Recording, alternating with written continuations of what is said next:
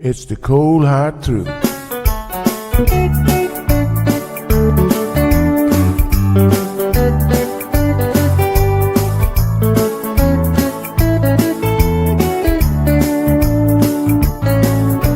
Everyone really want to know what's going on with her show. Just get on the air and you will know it's Sandra. The queen of the mile road is here, helping people from everywhere. Get on the phone and you will hear Sandra. Now she will tell you how it goes, but don't you ever step on her toes, 'cause you will hear the cold hard truth from Sandra. They say she's the hero in town, helping people from all around. You get a call, your money is found, it's Sandra.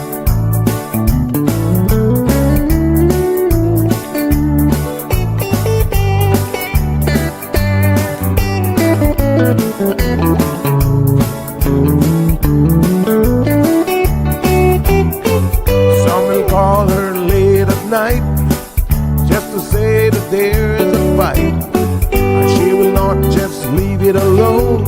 She'll get up and call on the phone, and when politics starts on her show, everyone really wants to know the way that things will really go with Sandra. And some will start to criticize, get on the show and tell pure lies, but soon they will realize it's Sandra. And when they start to argue again, she'll pull the heads to the wind, and soon you will be a friend of Sandra. 'Cause every day everyone wants to hear from Sandra. 'Cause every day everyone wants to hear from Sandra. 'Cause every day everyone got to hear from Sandra. 'Cause every day everyone got to hear from Sandra.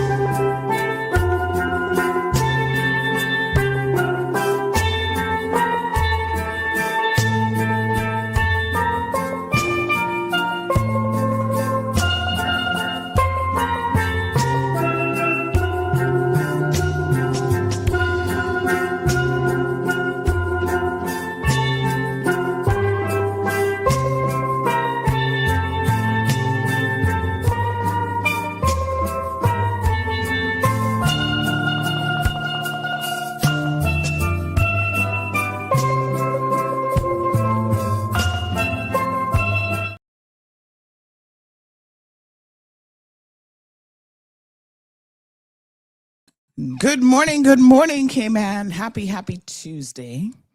Hope you guys are having a fantastic week so far. How's everybody doing? Everybody's good?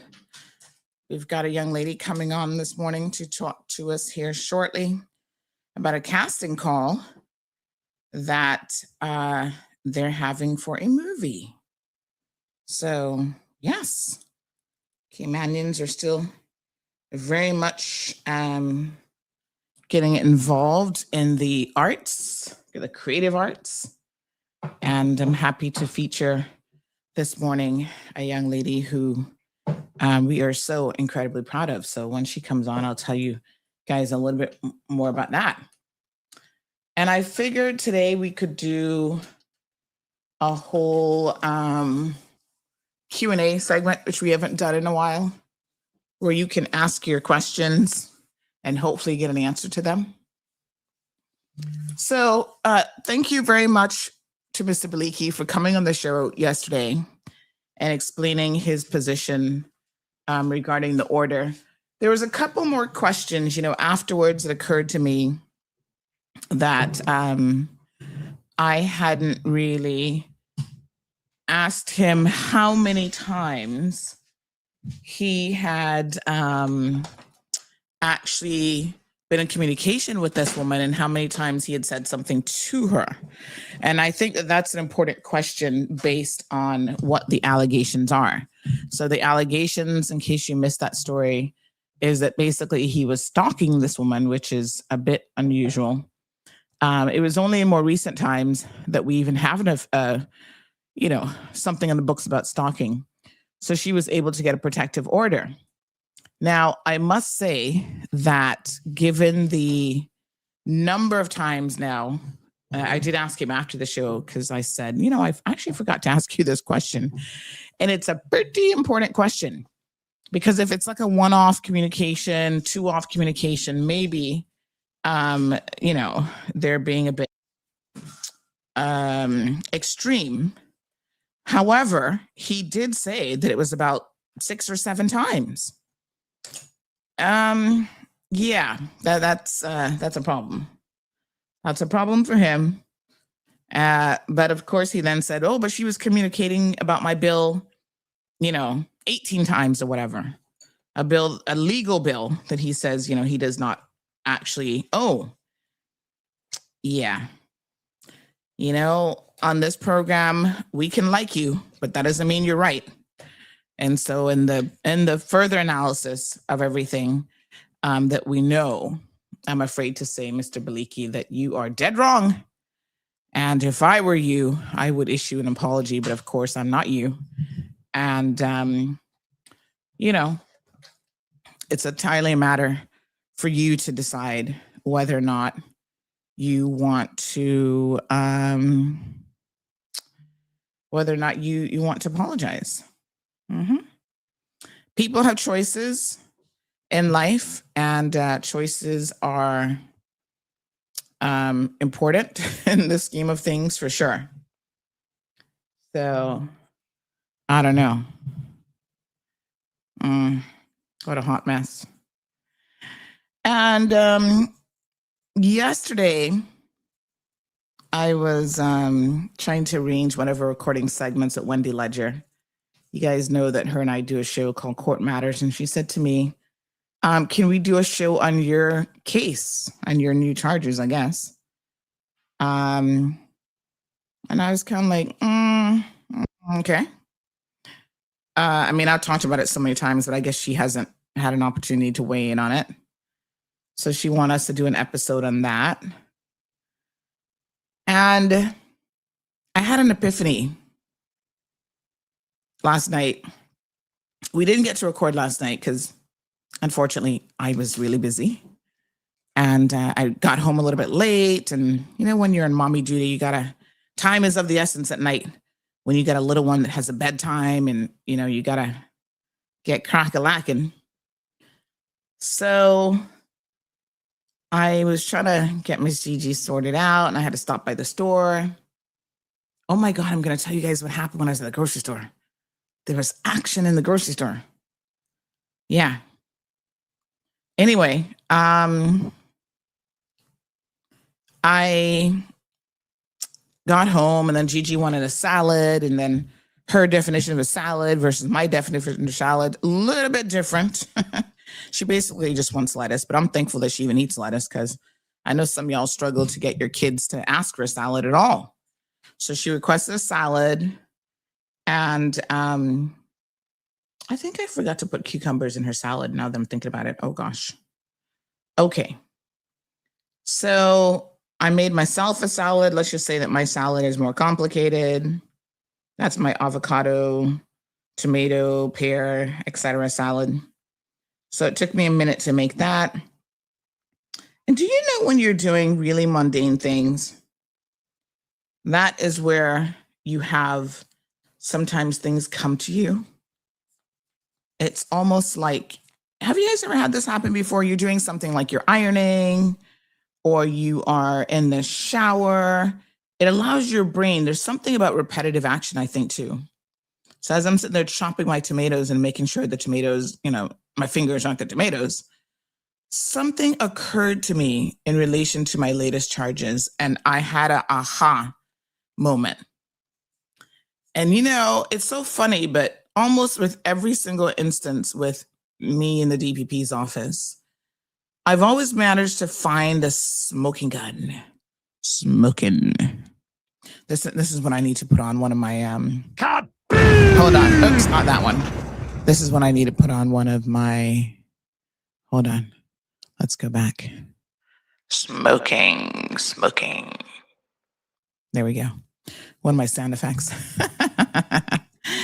So yes, I think I may have found something.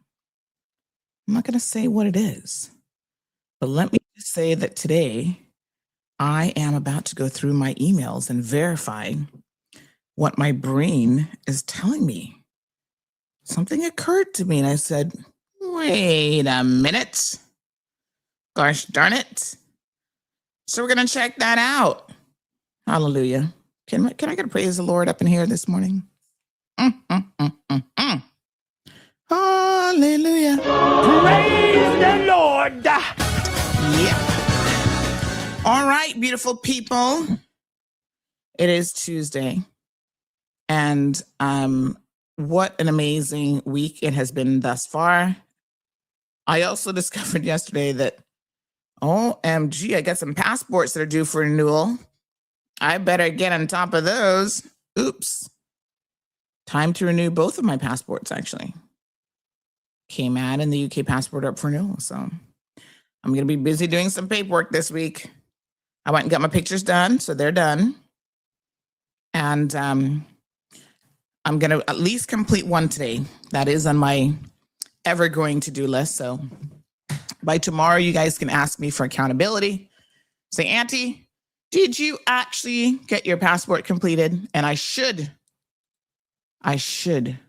be in a position to say, yes, I did. And if I don't, I expect you guys to hold me accountable. You're going to say, what? You didn't do your passport application? That's not good. Okay. And we don't want that. We want to be accountable. Let me get the links ready to send out. And then I am then going to welcome our guest. I see her there in the back room. She is going to come and tell us what she's been up to. All right, give me one quick second. So remember now, as of, I think it was last week, we have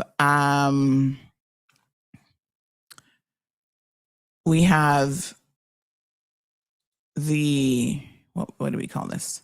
Yes, we have a consistent link for our shows in the morning. So it's the same link. It's just basically cmrky.com/ the Cold Hard Truth initials TCHT1 for the Facebook feed. And then the other one will be the number 2 for the YouTube feed. So the exact same thing. And for the YouTube one, I'm giving you the regular horizontal feed and not the, what do you call it? Not the, one second here. Not the vertical feed. Okay. So I think that makes everybody's lives easier, except someone said to me yesterday that our short code isn't working with people who are on government internet. So I'm going to look into that and see what we can do, because it doesn't make any sense to have a short code that doesn't work. So we will see what's going on there. Because we've been using short codes for like the website stories and stuff as well. So I'm going to request that, I don't know who's blocking it in government, but somebody is. It says security risk blocked for your protection. But the regular site isn't blocked. So we're going to try to get to the bottom of that, honey child. Okay. So let me just refresh these things this morning. And then we're going to be well on our way. All right, I am pleased. Get your virtual hands together, honey child, because I am pleased to welcome in the studio this morning none other. Now I know Soka's listening, and she's gonna get me if I mess up the last name, because I always do. Jazz is gonna have to forgive me because she knows I mean well. None other than Jazz Pickern. I hope Soka approves of that version. She is an award-winning Caymanian writer, director, and producer who's breaking new ground in television, international film and television. And we are being joined this morning by this lovely young lady, best known for her work in HBO's Emmy-winning series, A Black Lady Sketch Show, and for her debut feature project, Ivan, which has already been recognized by major festivals and industry programs. At only 23 years old, Jazz has already made history as the first Caymanian to write for a major American network television series, after cutting her teeth with studios like A24, HBO, Apple TV Plus, and more. She's in the process now of developing Ivan, a film inspired by Hurricane Ivan that impacted us right here in the Cayman Islands. And she is following 3 generations of Caribbean women while continuing to champion Caribbean stories on the global stage. Please put your hands together. Drum roll, please, for Jazz. Good morning. Good morning. I'm going to turn on my camera. How you doing? You look so lovely. How are you? Oh, thank you. I'm good. How are you? I am good. Every time I see you, I can't believe that you are an adult. You are adulting. I remember when you were born. Oh my God, I don't want to age myself, but I do remember. So how was everything? It's good. Thank you so much for having me on the show. Absolutely. Now I know that you've been busy, and when was it that you did the premiere, the feature short film of Ivan? Because I feel like it's been over a year. Yeah, the short film was on the 20th anniversary of Ivan, so Wow. a year and a half ago. Yeah. So thank you so much for inviting me to that. I was there, and I must tell you, it was, how many minutes was it? 8 minutes. 8 minutes, and it was impactful. It was a very impactful 8 minutes. I was sitting there watching it, and although my experiences during Ivan were not the worst, that story put me right in the middle of like a scene where I felt the intensity of what so many people would have endured and would have gone through. And I was all teary-eyed after the 8 minutes. I was like, oh my God, this story is like giving me a little bit of anxiety about hurricanes. And it elicit, I think, which is what you're looking for in terms of the responses. You know, it's just amazing. Oh, well, so, thank you. Yeah. So now you're going to make this into a full movie? Yes. Yes, ma'am. That's quite an undertaking, because I'm not so sure that people recognize what it takes to actually have like a full production of a movie, right? The 8 minutes was plenty. And you can see how much effort you put into that.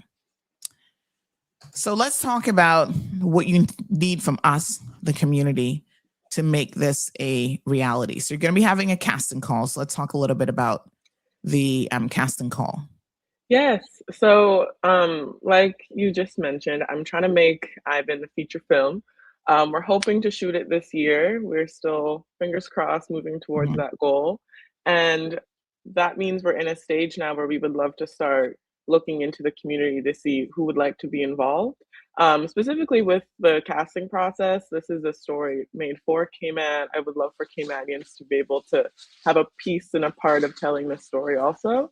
And Yes. so whether that's for non-speaking or for speaking roles, we're just curious who on Island wants to be involved in that capacity. So we're holding an open casting call Mhm. audition over 3 days over the long weekend, not this weekend, but next weekend. So January 24, 25, 26. We'll be at the Hartwell Theater on the Saturday from 10 to 5, and then from the Sunday from 11 to 6. It will be myself, my producer, one of our casting associates is coming on Island. She'll also be, just putting herself into the community over the next week to encourage people to come out. But it's no registration required, no acting experience required, ages 8 through Mhm. 80. Bring the aunties, bring your uncles, bring your grandparents, your kids, all ethnicities, like just such an open, whoever wants to be involved can show up and we'll go from there. Mhm. This is amazing. So when you say no acting experience, is this just for extras? So therefore, like you said, it may not even be a speaking role.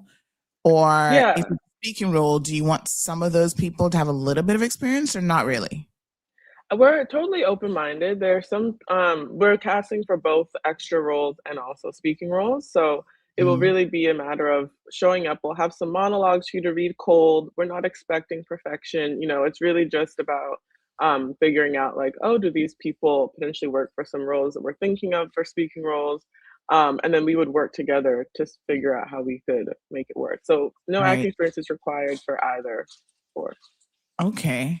Well, I've always had a bit of a part of me that wanted to glam up and go to Hollywood. So, You are more, in fact, I expect you to be there, Sandra, okay? I'm thinking I might just roll through. Wendy is excited. Oh, Wendy yay, says, Wendy. yes, this is going to be a very, very, she said, I'm so excited about this one. Um, yeah, I'm seriously thinking about it. So listen, this is how movies are made. This is, how it's done. So you've got to come out in order to participate, obviously. And Jazz and her team will be making selections. Now, do you kind of do like a preliminary selection, and then if people are interested in a particular role, or how does the logistics of that part of it work? Because now you've been behind the scenes, you've been in Hollywood, so you kind of know exactly how all of this works. So tell us a bit more about that part of it. Yeah, so essentially, right now, we still don't we're not 100% greenlit yet to film Yeah. in May. So, we have to jump through that hurdle first, but we did really wanna just, get ahead of the curve a little bit just to see what the local excitement might be to be involved in this capacity. Right. So, when you come to the Harquail, if you're interested, we'll get all your information, any contact details. Oh, that's for a different one, Sandra. Oh, my apologies. Oh, Oops. that one's old now. Oh my goodness. Um, Hold on. I'm trying to find the one that you just sent me. Did you just yeah. send me another one on, or was it on WhatsApp? Ah, No, I sent it on email. yes. But It didn't show up as an attachment. Hold on. Let me see if I can grab it. No worries. oh, you're good. But yeah, so it will be you show up, you give us your information, we'll give you a chance to read, we'll gauge what your interests are, and then from there, we'll just reach out when the time is right. So once we know when the film is greenlit, our Mhm. casting team will reach out to ask, are you still interested? These are what we're thinking of you for. This is what the time commitment might look like. And that will vary based on the Mhm. person or group of people. And so from there, like we would just go from there and kind of gauge like, are you available to do this? Are you interested in doing this? This is the timeline we're looking at, and Mhm. go from there. Now, you're intending to film most of it right here in Cayman. Is that right? Yes, that is my hope and goal and dream. So That's I hope amazing. so. That's amazing. So, Irvin, she has faith in me. She says, come on through, Auntie. Go make your debut. In another life, Hmm. I was a very famous actress. Thanks for the vote of confidence there, Irvin. I appreciate it. So no experience required. They're looking for actors and non-actors. So, Wendy she's got some acting chops. She's been in a few plays. So she'd be great for, some of the. Did she work with you on the short film? Yeah. Yes, I love Wendy. Yeah. So are you going to be using the same main characters, or does that change? No. So the story in the feature film is actually they're both of the like the short film and the feature film are called Ivan, but the Right. stories within them are slightly different. So Ah, okay. the characters are different and things, but for this film, Cheryl Lee Mhm. Ralph and Tiana Paris are attached to be in the film. So that's really exciting. But beyond that, we're, looking locally also to see Mhm. where we can, yeah. Mm. Wonderful. All right. So let's give people all the details of how and where they can, come out for the casting call. So starting on January the 24th, which is a Saturday, at 10 a.m. until 5. And then you're going to do basically the Saturday, Sunday, and Monday. Yes. Okay. And there's no registration required. You can pop in. The audition itself shouldn't take very long, but depending on how many people are in front of you, there could be a little bit of a wait. But the actual audition itself shouldn't be that long. So if Mhm. we purposely wanted to give multiple days, all day, so that we can reach as many people as possible to Mhm. can fit it into their schedule. So if you're free at 12 p.m. on Saturday, pop in at 12. We'll see you as soon as we can. Mhm. The actual audition shouldn't be too long. You don't have to prepare anything for it. We'll talk a little bit, get your information, and then circle back once we have Okay. more information on our side. Yeah. All right. Sounds good. And then if they want to reach out with any additional questions or anything beforehand, you've got some email contacts. So let's make sure that we give those as well. Yes, info at theivanfilm.com. My team is on that email, and if you have any questions, you're more than welcome to reach out. But Mhm. there's nothing you need to do before you show up. You can just show up. Right. So all genders, all ethnicities, ages 8 to 80. So bring Granny out. If Granny, give Granny perhaps her dream of being on the big screen might still happen. Mhm. So bring her out. You just never know. Wendy says that she is so proud of you. Can we ask a little bit about what else you've been up to recently? I know that you keep busy, and are you in Cayman at the moment? Are you in the US, or what kind of projects have you got? What else are you working on? Or Yeah. it? I mean, this is truly my passion and soul. I treat it like a full-time job trying to get this film Mhm, off the ground. I'm currently in Cayman because we are doing this casting call. We're also doing a location scout. And mhm, I will say also, if there's anyone within the community who's interested in supporting the project with in-kind donations or wanting to get involved in some way, shape, or form, volunteering wise, whatever, feel free to also reach out to the info at theivanfilm.com email because we're always looking for as much support as we can. mhm, But yeah, so I'm in Cayman now. But beyond that, I really I freelance write and produce. I work with Vogue quite often, mhm. producing digital content videos for them. But the past few months have really been just drilling down on Ivan and how we can get this off the ground. Yeah. So tell us, what's left to do for it to be like a for sure project? Like what else? We need I'm sure to, funding. yeah, that's it. That's it. Yeah. The That is money makes a that is difference. it. We just yeah we're trying to secure the rest of our funding, which is we've been able to raise a bit, especially this through the support of the local community, especially has been incredibly supportive. But it's just the rest of the funding. We recently just brought on a sales agent, which was a big deal. It's very rare that a sales agent comes on for a first time filmmaker's film before it gets made. So they come on board to also try and help us find financing. It's really just a matter of, yeah, staying positive. We're aiming towards a May goal. That means we're gonna have to have some answers sooner than later, but we're feeling cautiously optimistic with the interest that has been given thus far. Mhm. All Yeah. right. So this is great. We're wishing you all the best with this project, and I think you're going to get it done. There's been a lot of interest in it already, and I know you've got lots of buzz around it. So I am 100% on board with supporting this, folks, come on out to this. I mean, it's really, it doesn't require much on your part. You've got natural talent, lots of natural talent on this island. So by all means, come out and support. You know, you could potentially end up with a role in this film. Cast and call, again, coming up towards the end of the month, January the 24th, which is a Saturday, pretty much all day, 10 to 5. And then Sunday, 11 to 6, Monday, 11 to 6 as well. They take a little lunch break from 1 to 1:30, and it's going to be at the Hartwell Theater. I think everybody knows where that is. And of course, if you want to, you know, find out more or something, you can certainly you can email them, info@theivanfilm.com. So excited about this. Yeah. Yeah. Our own award-winning film maker. And I'll also say quickly, if there's anyone who's not on island during those 3 days, but they do want to put themselves forth, also send an email to that info@theivanfilm.com. We'll try and figure something out. Yeah. Awesome.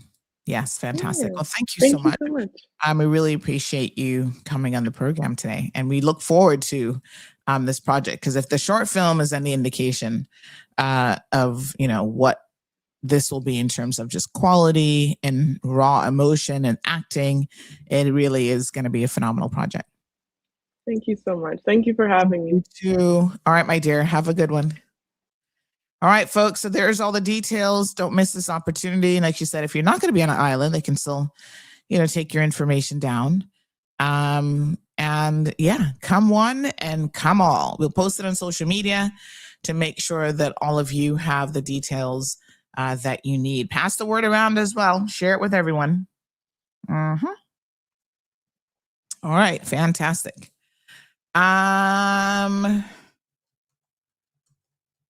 Let me see. Okay.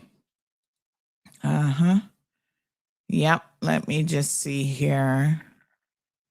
Oh. All right. So let's do, we haven't really done much of a Q&A in a while. So I thought maybe today would be a great day to do that. We've got some questions already in the bag that we can kind of ask. And I know Mr. Amelia, I'm pretty sure, has a question for me because she was burning up my phone yesterday. Normally when she's burning up my phone, she got a question. So let me see if I can encourage her to call in with her question this morning. Let me see here. Where is her number? Okay. Right. All right.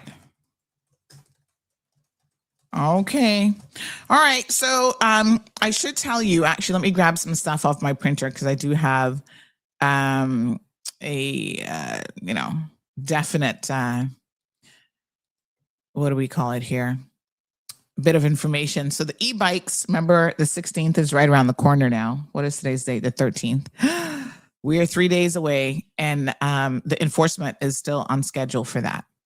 So nothing has changed, and I will put up a post here shortly in relation to that as well. Okay, so we got some details on that. So we definitely want to make sure that everyone is compliant. That's the most important thing. As you can see from Friday's show, being compliant is pretty straightforward. Listen, if Leroy can do it, you can do it. Leroy went about his business and he got it done. Very, very proud of Leroy. And I mean, it doesn't seem like it's difficult based on what he has shared with us. So I think that, other people can get it done as well. So no excuses. I don't want to hear any excuses from you guys. You can get this done. All right. So we're going to give you all of the relevant information that you need in order for you to be fully compliant with the laws. I see a lot of you still up and down on your little scooters. And in fact, there was one this weekend. I was going to show you guys some footage of it. My dash cam did get some footage of this young man on Saturday morning who was leaving out on his scooter, and it looks like he was coming from quite a distance. And I was a little bit worried for him because there were times when I saw him doing some stuff with his feet that I thought to myself, is that how, like one foot wasn't really on it. So I wasn't sure why he was, and you could see he was kind of wobbly and making himself off balance. So I'm not really sure why he was doing that actually. Yeah. So got to be careful out there, folks. We don't want you guys to get injured. Oh, I forgot to turn on my other light. Don't want you guys to get injured. All righty. So the micro mobility, these are your personal transport devices. E-bikes, scooters, and similar personal transport devices are covered under Cayman's traffic law. These include electric and pedal assist e-bikes, electric scooters, seated scooters, mopeds, segways, and other motorized personal transport devices. If it's mechanically powered and on a public road, the rules of the road apply. Riders must be at least 17, hold a category 0 or 2 license, and ensure that the device is roadworthy, registered, licensed, and insured. Inspections are available. How do they get on the scooter? Well, I know he said the guy got on his bike and kind of rode it around, I think, the parking lot or something. Inspections are available at DVDL Crew Road and Breakers, and enforcement begins January the 16th. For more information, please visit dvdl.gov.ky. Getting y'all ready. You can't say you didn't know, honey child. And in fact, one person said to me that, oh, you know, what's with the last minute notice? And not for nothing, but the ministry was able to prove unequivocally that at least 6 months ago, they were telling the community that enforcement was coming. So, yeah, you've had, and you know, I get it. Probably where that story was, you might not have seen it, but nonetheless, they did actually provide the information. So it's coming. All right, we got a caller in the line. Turn down your radio for me. Good morning, caller. Morning, Miss Sandy. Morning, honey. I just want to find out, those little scooters that the little kids get for Christmas or stuff, will those have to be licensed too? I think that the key question is, are they going to be on a public road? They ride around in their communities. And that's a public road? But those are not motorized. I think I know which ones, because Gigi has, those are just little foot pedals. Those are the ones that you kind of scoot along with your foot, right? Yeah, so those are not motorized. Okay. Okay, just wanted to know. Yeah, that's one of kids have too. Yeah, that's one of the criteria is if it's motorized. Okay, alrighty. So we're actually gonna have a guest on, I think they're coming on tomorrow or Thursday. I'll double check. They're going to be talking about all things related to the scooters and what the law says. So we'll get into the nitty gritty as well. But as long as it's not motorized, I don't think it applies to them. Okay, thank you. You're welcome, my darling. Thanks for the call. Alrighty. All right. Bye-bye. 9362626 is the telephone number. You guys can call in with your questions. Who's got a question for Auntie today? Any question? Dun, dun, dun, dun, dun. We used to do these more often. We haven't done one in a while, so we will do one today. There's an accident there in Windsor Park. So if you're in the Windsor Park community, 2 cars basically had a head-on collision. Ay, ay, ay. What a hot mess. Be careful on the roads. Clearly, some of y'all just don't know how to drive. Good morning, caller. How are you? Happy Tuesday. Happy Tuesday to you too. Happy New Year, my darling. Happy New Year, honey child. Yes. Tell me Um, what you got for me this morning. Scooters, I hear you on scooters. Yes. And licensing, having the scooters license. Mm-hmm. But isn't there a criteria to get it licensed? Don't you have to have insurance before Yes. it will be licensed? That's right. Well, what make you all think that the insurance companies are going to insure a high risk motorized apparatus? That's very high risk, and I don't see them. I was in the insurance company yesterday for some other business, and I made mention of it, and I was told that they was meeting with the license department Mm-hmm. yesterday afternoon, but I don't know what came out of that meeting so far. But the first thing you got to do is insure it Mm-hmm. before you can get it licensed. So I've got a bit of good news. So Hold on. are Stick the a pin. insurance people going? Yes. The short answer you know is how they go. the short answer is yes. Some of They them gonna at insure? least. Yes. So Oh, on okay, Friday, okay. we had Leroy on the show, and Leroy went and got his e-bike done.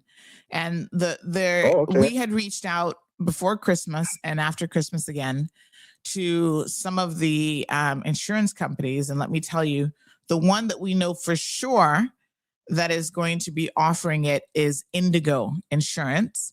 And it also looks like Indigo, Cineco, okay. yes, will be offering it as well. Now, to your point, the insurance companies, the local insurance companies have indicated that they will be meeting. I don't know why they waited so long, but they will be meeting with a view to putting, I guess, an industry-wide policy in place on how they're going to do this. But Wow, there I is wonder what- coverage. I There is wonder what the coverage fee- available. I wonder what the fee gonna be on that. To be honest, it Because they wasn't got- that bad. I thought it was going to be more. Really? It was like less than $300. Yeah. Oh wow. Yeah. Oh, not bad. Exactly. Because I was thinking because it's a high risk motorized apparatus that and it don't offer much protection to the operator. Yeah. That it would be more high risk, and it would have been like how they like to hit the teenagers for having a sports car. Uh-huh. I thought it would Yeah, have I been mean, that under that they same will still obviously do ideology. a risk. Yeah, they'll do a risk profile, a risk assessment, obviously. But yeah, Because I heard a few days ago a conversation where an e-bike, a 8-pound e-bike, hit a Mercedes Benz and accumulated like $12,000 worth of damages to get it repaired, to get them to the satisfaction of the owner. I guess he wanted all new doors, new this and new that. So yeah. so that they can also cause quite a bit of damage. Yeah. Because Wow. I have one and my one is 8 pounds. I try to normally put it on my truck when I'm going to Easton and ride it up there, but it's so heavy and stuff like that. I tend not to take a route too often. Mm-hmm. But Yeah, no, I do believe we're gonna need e-bikes, scooters, more people walking, because I'm coming from the 7 Mile Beach right now, and you remember when we put in the bypass going to West Bay, had east of the traffic. Well, we need another bypass down here because I'm stuck in traffic every morning. I comes up much earlier. I went late today, but right now I'm stuck in traffic. Coming from which side did you say? Coming from west. Oh From west. Lord! Can I tell you about West Bay, honey child? Long gone are the days where West Bay was easy to get into town because they built up West Bay so much. It's all those condos. Now they're in West Bay. The traffic has built right back up again. Right back. It's right back. It's right. It's crazy. Back. And they got 4 lanes. We got 2 over here on the bypass, and you got 2 on the domestic side there, original road, and that you have to choose which one you think you should take. So and then when I get up now around Kimana Bay, I'll cut across and go across the waterfront. Not that it's any better, just that it's a better scenery. because when you get up by A.L. Thompson, up getting up that way, passing the dump, it's back. It's not like not moving. So Wow. I think e-bikes and scooters and the little one that the children push with their foot, we're gonna need all those. We're gonna need. But to be clear, you have to ensure that that you're following the road rules, because I see way too many people driving these devices, riding on them, driving them, whatever you want to say, and they are not engaging in proper road rules at all. They are just all over the place. So. And another thing, Sonny, is that they are using them like they're pedestrians. Yes. They're coming to the pedestrian crossing, they're hitting the lights, and they're riding across. You are like a vehicle. Yeah. You need to do exactly what the other vehicles are doing. Go around the roundabout and then make your turn wherever you want to go. Yeah. But don't go through the pedestrian and hit it every time whenever you want to go cross. Exactly. That's right. Yeah. And then because they're motorized, once they hit the light, they accelerate to go cross without waiting for the traffic to actually stop. Yeah. Not because you hit the light means that you can go cross. You need to wait for the traffic to stop. And another thing, they're riding on the sidewalk, and people that are on the sidewalk are pulling to the bush almost to give them passage. We shared one of those videos the other day where one of the motorbikes was actually on the sidewalk, and then you've got cyclists and pedestrians. But listen, the phone is blowing up this morning. Let's give some other people a chance. I'll go now. Give some other chance. Thank you so much. Appreciate it. Bye. All right. So some good questions. Good morning, caller. Welcome to the program. Good morning, Sandy. Morning, darling. How you doing? Happy New Year. I'm great. I'm thankful. Happy New Year to you too. I guess I have a question. Yes, sir. Will the e-bikes be using the bike lane or the main road once they're licensed and insured? Well, by law, they are supposed to. So let me be very, very clear. They are supposed to follow the same rules as other vehicles. So when the head of the DVDL comes on later this week, I think that's one of the good questions for him is, are there any exceptions where they can do something different because, they are smaller devices? I think he'll be the best one to answer that question. But as far as I know, they are required to follow, the rules. So in other words, if they are a motorized bicycle, that's right. They must use the bicycle lane. That's right. Road rules apply. Yeah, that makes sense. Yeah. Because if not, and they're going to be using a lane like a car, and they can't do 40, that's going to be a problem when they get to a 40-mile zone. Yeah. And so I guess they need to. We'll have to figure out what all the road rules, what all the road rules are. It's interesting because as we have more and more of these become prevalent on our roadways, I don't know the driving test if this is part of like the questions, but they better add some in relation to these personal look like the streets in devices. Yeah, because if you're going to be utilizing them, I think that you definitely should know what the rules of the road are, because people think they can do anything, and that's not correct. Yeah. Thank you so much, my dear. You're welcome. All right, folks, 9362626. The phone lines are open for you this morning. We're going to do a little Ask Sandy segment, which we haven't done in a minute. In fact, where's my little Ask Sandy overlay? Hold on, let me see if I can still find it. It's been a long time, honey child, that we have not used that. I got my Christmas overlays, which I didn't really use during Christmas. We worked right through the holidays, honey. We only took the official holidays off, but that's okay. Let me see here now. There's a fun one that we have for our Q&A segment. I'm trying to find it. 9362626. Give us a call. And let me see here now. Ask Auntie Sandy. Where is it? I don't actually see it.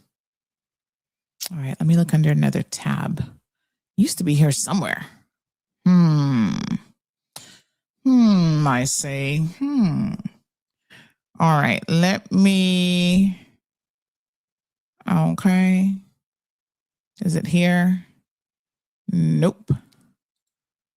I'm going to remove some of these anyway.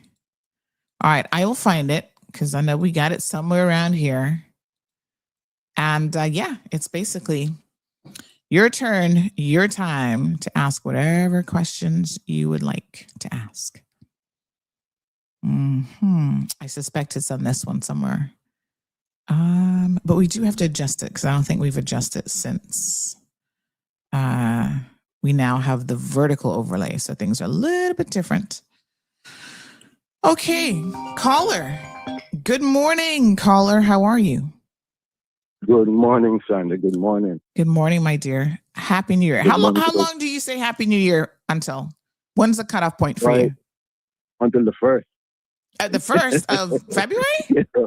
No, January. After That's when the New Year you is, don't right? say it after then? Yeah, we drag it on too long, man. Yeah, okay. All right. Well, Happy New Year to you. Yes, thank you.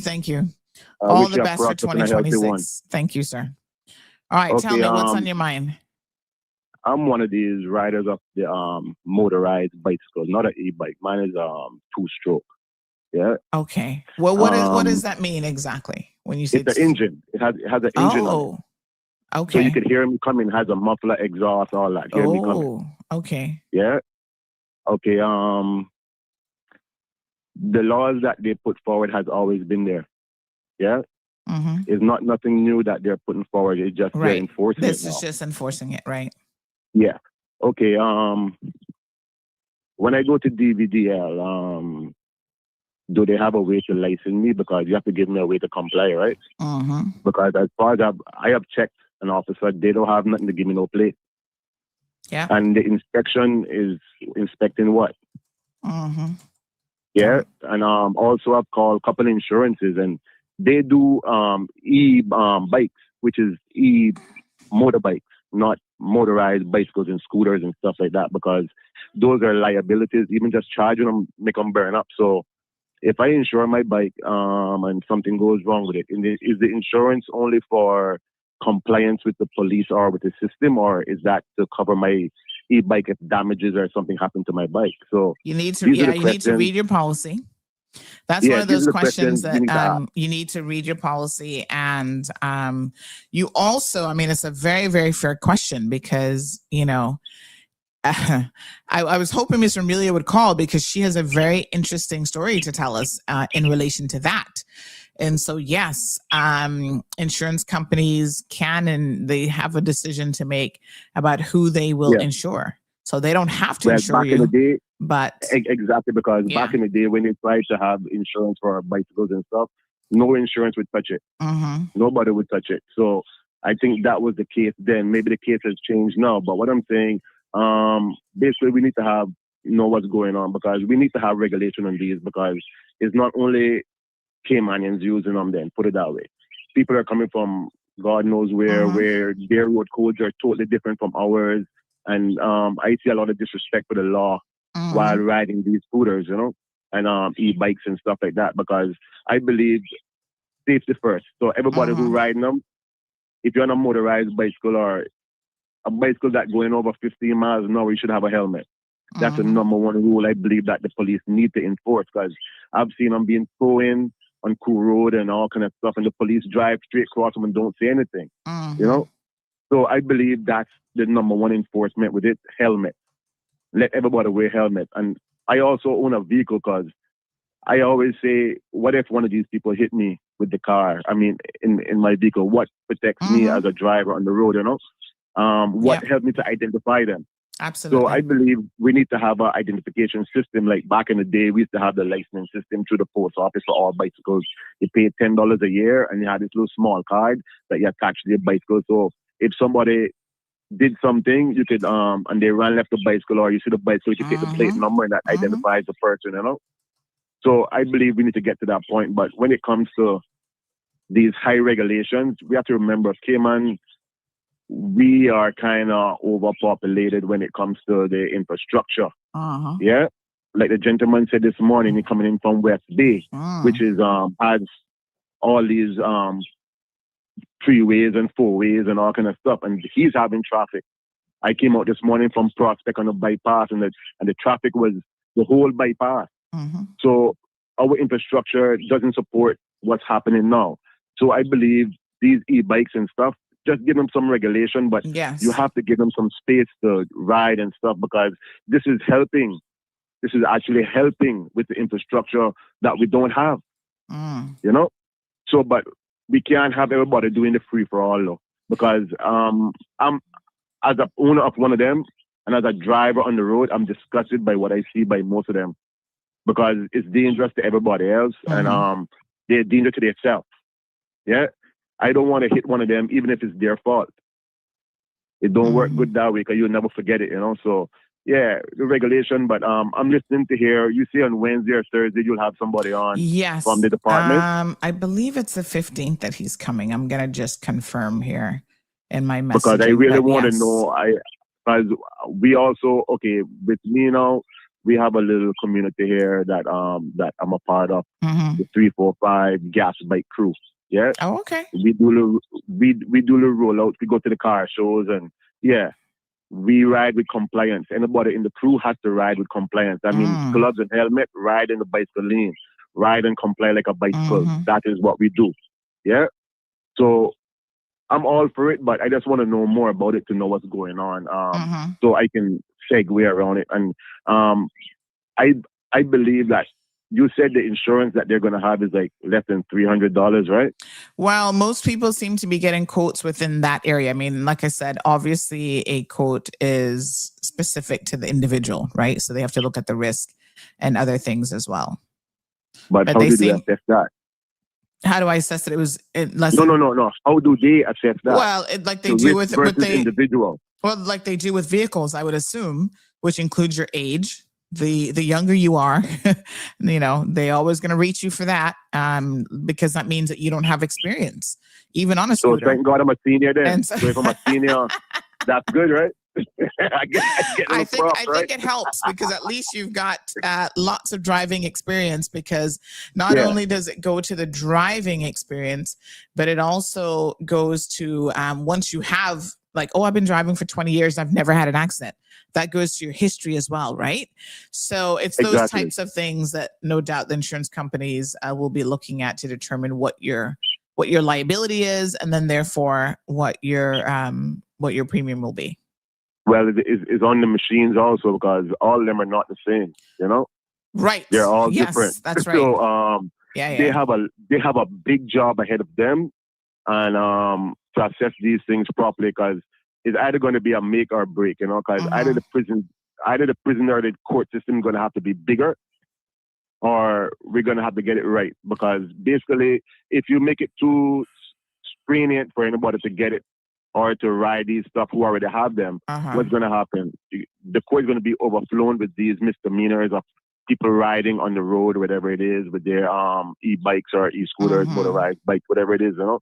So it's like, we can't make it where it's going to be, I paid $300 for my little motorized bicycle, but yet I got to pay $350, $400 a year to have insurance. Who's going to do that? And then I don't, the liability claim on my insurance is only for compliance with the law. So if something happens to my bike, I get nothing for it. It's not even like a third party, you know? It has to make sense for it to work. Yeah, it has to make sense. So at the moment, me personally, I don't see where it makes sense. So that's why I'm keen to learn to find out what's really happening. Okay. So I will listen out to you on Thursday. Yes, on the 15th. So that's going to be Thursday's program. We can get more information. I'll be listening out, because I really would tap into that also, and I would ask questions, because I really want to know, because I actually constructed mine from scratch, and that's from 2019. I've been riding my bicycle. I think I sent you a picture a long time ago. I called in about it about a couple of years ago with you also, you know. Yeah, mine is called Rat Race. Yeah, a lot of people who know it, it's online and everybody knows it, you know. It's at all the car shows and everything, and it looks like it doesn't look like a bicycle, but it's a real bicycle with an engine on it, and it's all set up. legal, and when I say it's set up, it's safety and everything. Yeah, safety first. Yeah, safety Wonderful. first. Yeah, So, thank you so much. I appreciate it. Definitely, and I listen up for your show on Thursday too. And thank you for the time. Thank you too. All right, 936-2626 is the show number. We are talking about all things really. So far, the focus has been on the new, personal devices. And I can confirm that it's the 15th of January that we're expecting to have the head of the DVDL join us. And no doubt he will be able to answer some questions for you. And we can kind of fine tune, but we know the basics. We know pretty much what's coming in 3 days' time. You've got to have valid insurance. You have to have a valid certificate of roadworthiness / inspection. We need, let's see, right.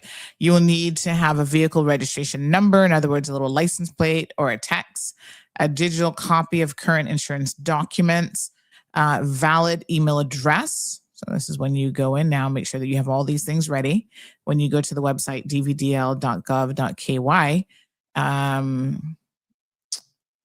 Oh, my apologies. I think I'm actually looking at the wrong email. No, scrap that. That was for your online licenses, which we can talk about that too, because they're really trying to encourage people to do their renewal online for their regular licenses.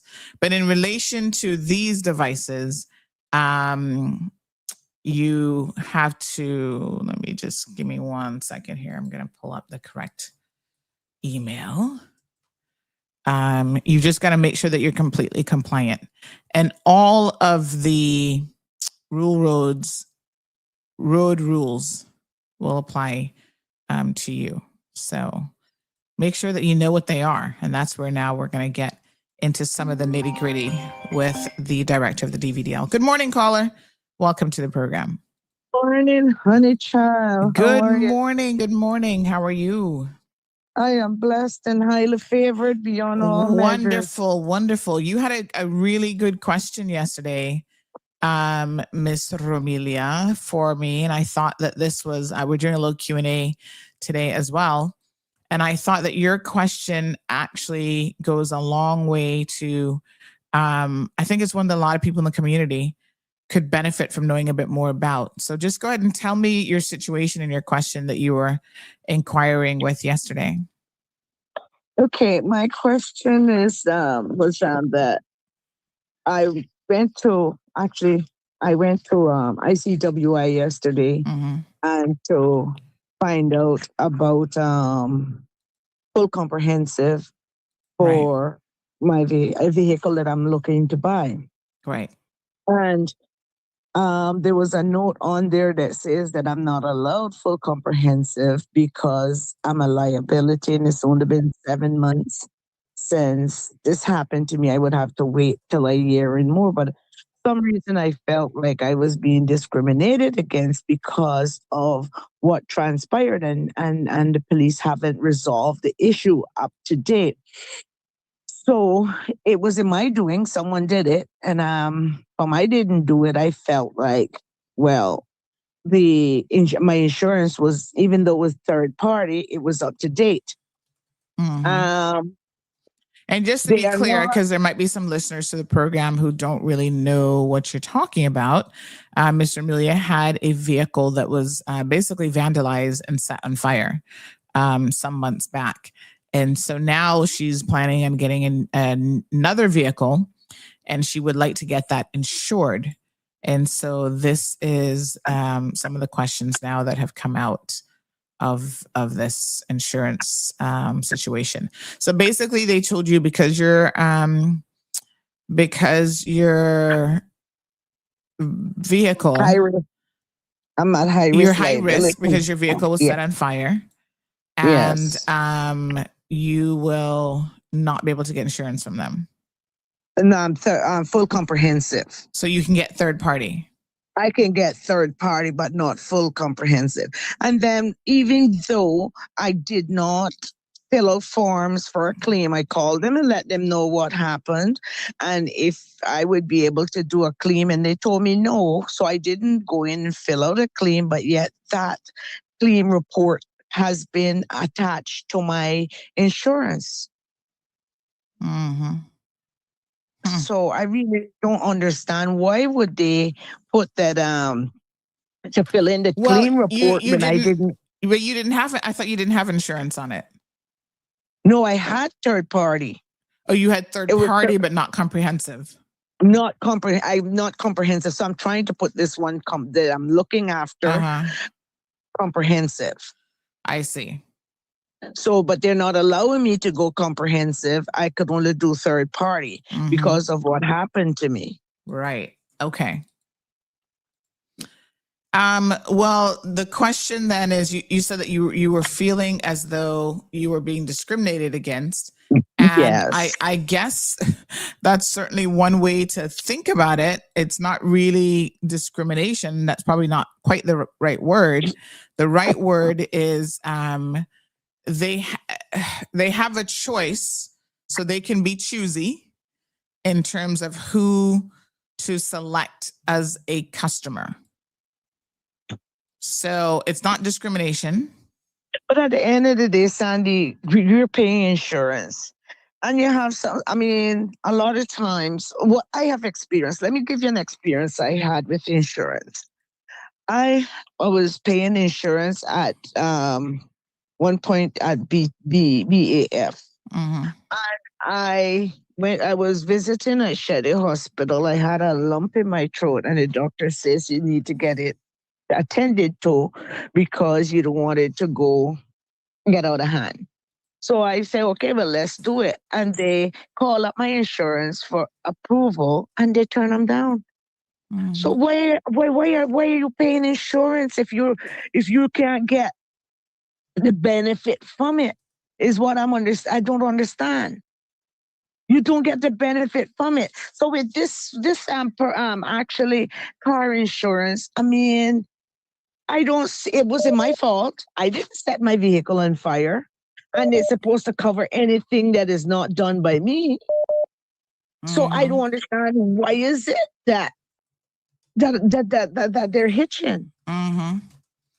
Yeah, listen, they have a choice, and they can obviously determine your risk level, and they have said that they're considering you a high risk individual for this sort of thing to happen again. There's lots of reasons, obviously, why that could potentially be from their perspective, right? So it is very, very unfortunate, but you can understand it from a business perspective as well, why someone may not want to do that. Why they may not want to insure you. It's business risk. And so there are certain companies, it's kind of like when you go for life insurance, we don't like it, but when you go for life insurance and they tell you you're too high risk in terms of life insurance because you're overweight, you might say that's discrimination against, obese people, or that's discrimination against quote unquote unhealthy people. But those persons, the insurance companies, have a choice, a business choice that they have to make. So yes, it's not necessarily something that we like, but ultimately they have the choice to be able to do that. And that is why we have to have government insurance, Cineco. So when it comes to health insurance, because that's mandatory by law, now they've expanded their line that they will cover people normally who can't get coverage in other ways. And so your option then is simply to go to a different insurance company to see if you can get coverage. Yeah, but I've been doing that. I've been shopping around and doing that. So that's my plan for the day, to get out there and to continue to go around to see who will give me a insurance of full comprehensive. Yeah. And it's a bit of an anomaly as well, because I don't think we actually have any anti-discrimination legislation here in Cayman. So even when we see jobs, which is shocking, talking about they want certain nationalities. I mean, that should not, we need to legislatively have that in place where that definitely is not allowed, but we don't even have that anywhere. You know, you have a Bill of Rights, but the Bill of Rights protects you. That's a relationship between you and your government. What about private sector? Mm-hmm. You know, that is so true. I had a friend of mine. People discriminate in housing. They discriminate in a lot of different ways. And here we are saying that we're a very modern society, and yet we appear to be lacking in quite a number of different ways. Yep. I had a friend of mine who applied years back at the Ritz-Carlton for a job, and she filled out her form and didn't even got a response. She resubmitted a form with the last name Chung. She got an interview the very same week. She got a response the very same week. And when she changed her last name to Chung, oh my gosh, we really need to get we need some protection in the workforce, consumers protection. We need all kind of protection here in the Cayman Islands. We really do. Yes. Well, leave me there. We've got another caller who seems to be trying to get in. Thank you so much. Good morning, caller. Welcome to the program. Hello. I can't hear you. I feel like we're in that commercial. Can you hear me now? Hello. Hi. There you are. How are you? Not bad. How are you? Good. Well, this is a voice I have not heard in a hot minute. Good morning. Good morning. Where have you been? You've been ghosting me. No, I have not. I see you, girl. Oh, you become Sabrina's show, so you forget all about me now. Oh no, I haven't called Sabrina's show in a while. Oh my goodness. I will never do that. What is on your no, I know. What is on your mind today? Well, the thing is, it's bad. I just listened to Romelio, and it's sad because I know many years ago, the first time my store got broken in, and I was new in business, and my store now was 20 odd years, and they wouldn't give you insurance again. So my thing is this, though. They only in for the money. I mean, come on. They don't want to take no risk at all. I mean, you know, that's what it's supposed to be about. I can understand if they even say they give a higher premium. Let's say her car got burned and they say, okay, you know, you're high risk. It's usually $500, but because you high risk, it's $1,200. I can understand that, but nobody wants to take you on. How does that work? And then you have to so you might buy a new car. This young lady buy a new car. She goes to the bank. Then how does it work? The bank wants full comprehensive on a car because they too want to be secure. So, I mean, all of these things, we have to have some laws put in place because even in America, it's the same thing. You might be high risk and they're going to tell you straight. Well, you know, and they'll tell you why too. Here, they just say, oh, you know, we're not allowed to insure you. Why? Because I had a break-in. Anybody that could happen to. You know what I mean? And the kind of business you have may be more risky. So because of the kind of business you have, it's more risky. And we charges a higher premium. Something like that works, right? Yeah. But it's unfair that you can't get comprehensive again. So all the insurance just want is your money? Oh no! Well, it's they're in the business of obviously assessing risk, and what I can tell you is yes, there are times, even in the big United States of America, where a lot of times they will tell someone, no, you are too high risk. We cannot provide that service for you. And it's really unfortunate, especially when it comes to things like health insurance, because, you know, you don't have a choice a lot of times on what sicknesses you get, right? But my dear, they will try to deny you. And that is why things like their national health insurance, things like Obamacare really made a difference for a lot of people, because private insurance companies have to be compelled sometimes to do the right thing. And when you have the numbers, when you do have higher numbers, it offsets the risk. So that's why larger organizations can get like better premiums and better coverage and stuff like that. But it does become very, very challenging when they tell you that this is their policy and this is what they're going to do and so on. Right. Well, America, they're always an option, promise you. It might be, like I said, another company, not that company. But what you find in Cayman, because we're small, it's like one company hold the gun and the rest hold it with them. Mm-hmm. And so it's nowhere to turn. America may be like Progressive, State Farms, the bigger companies, they might say no.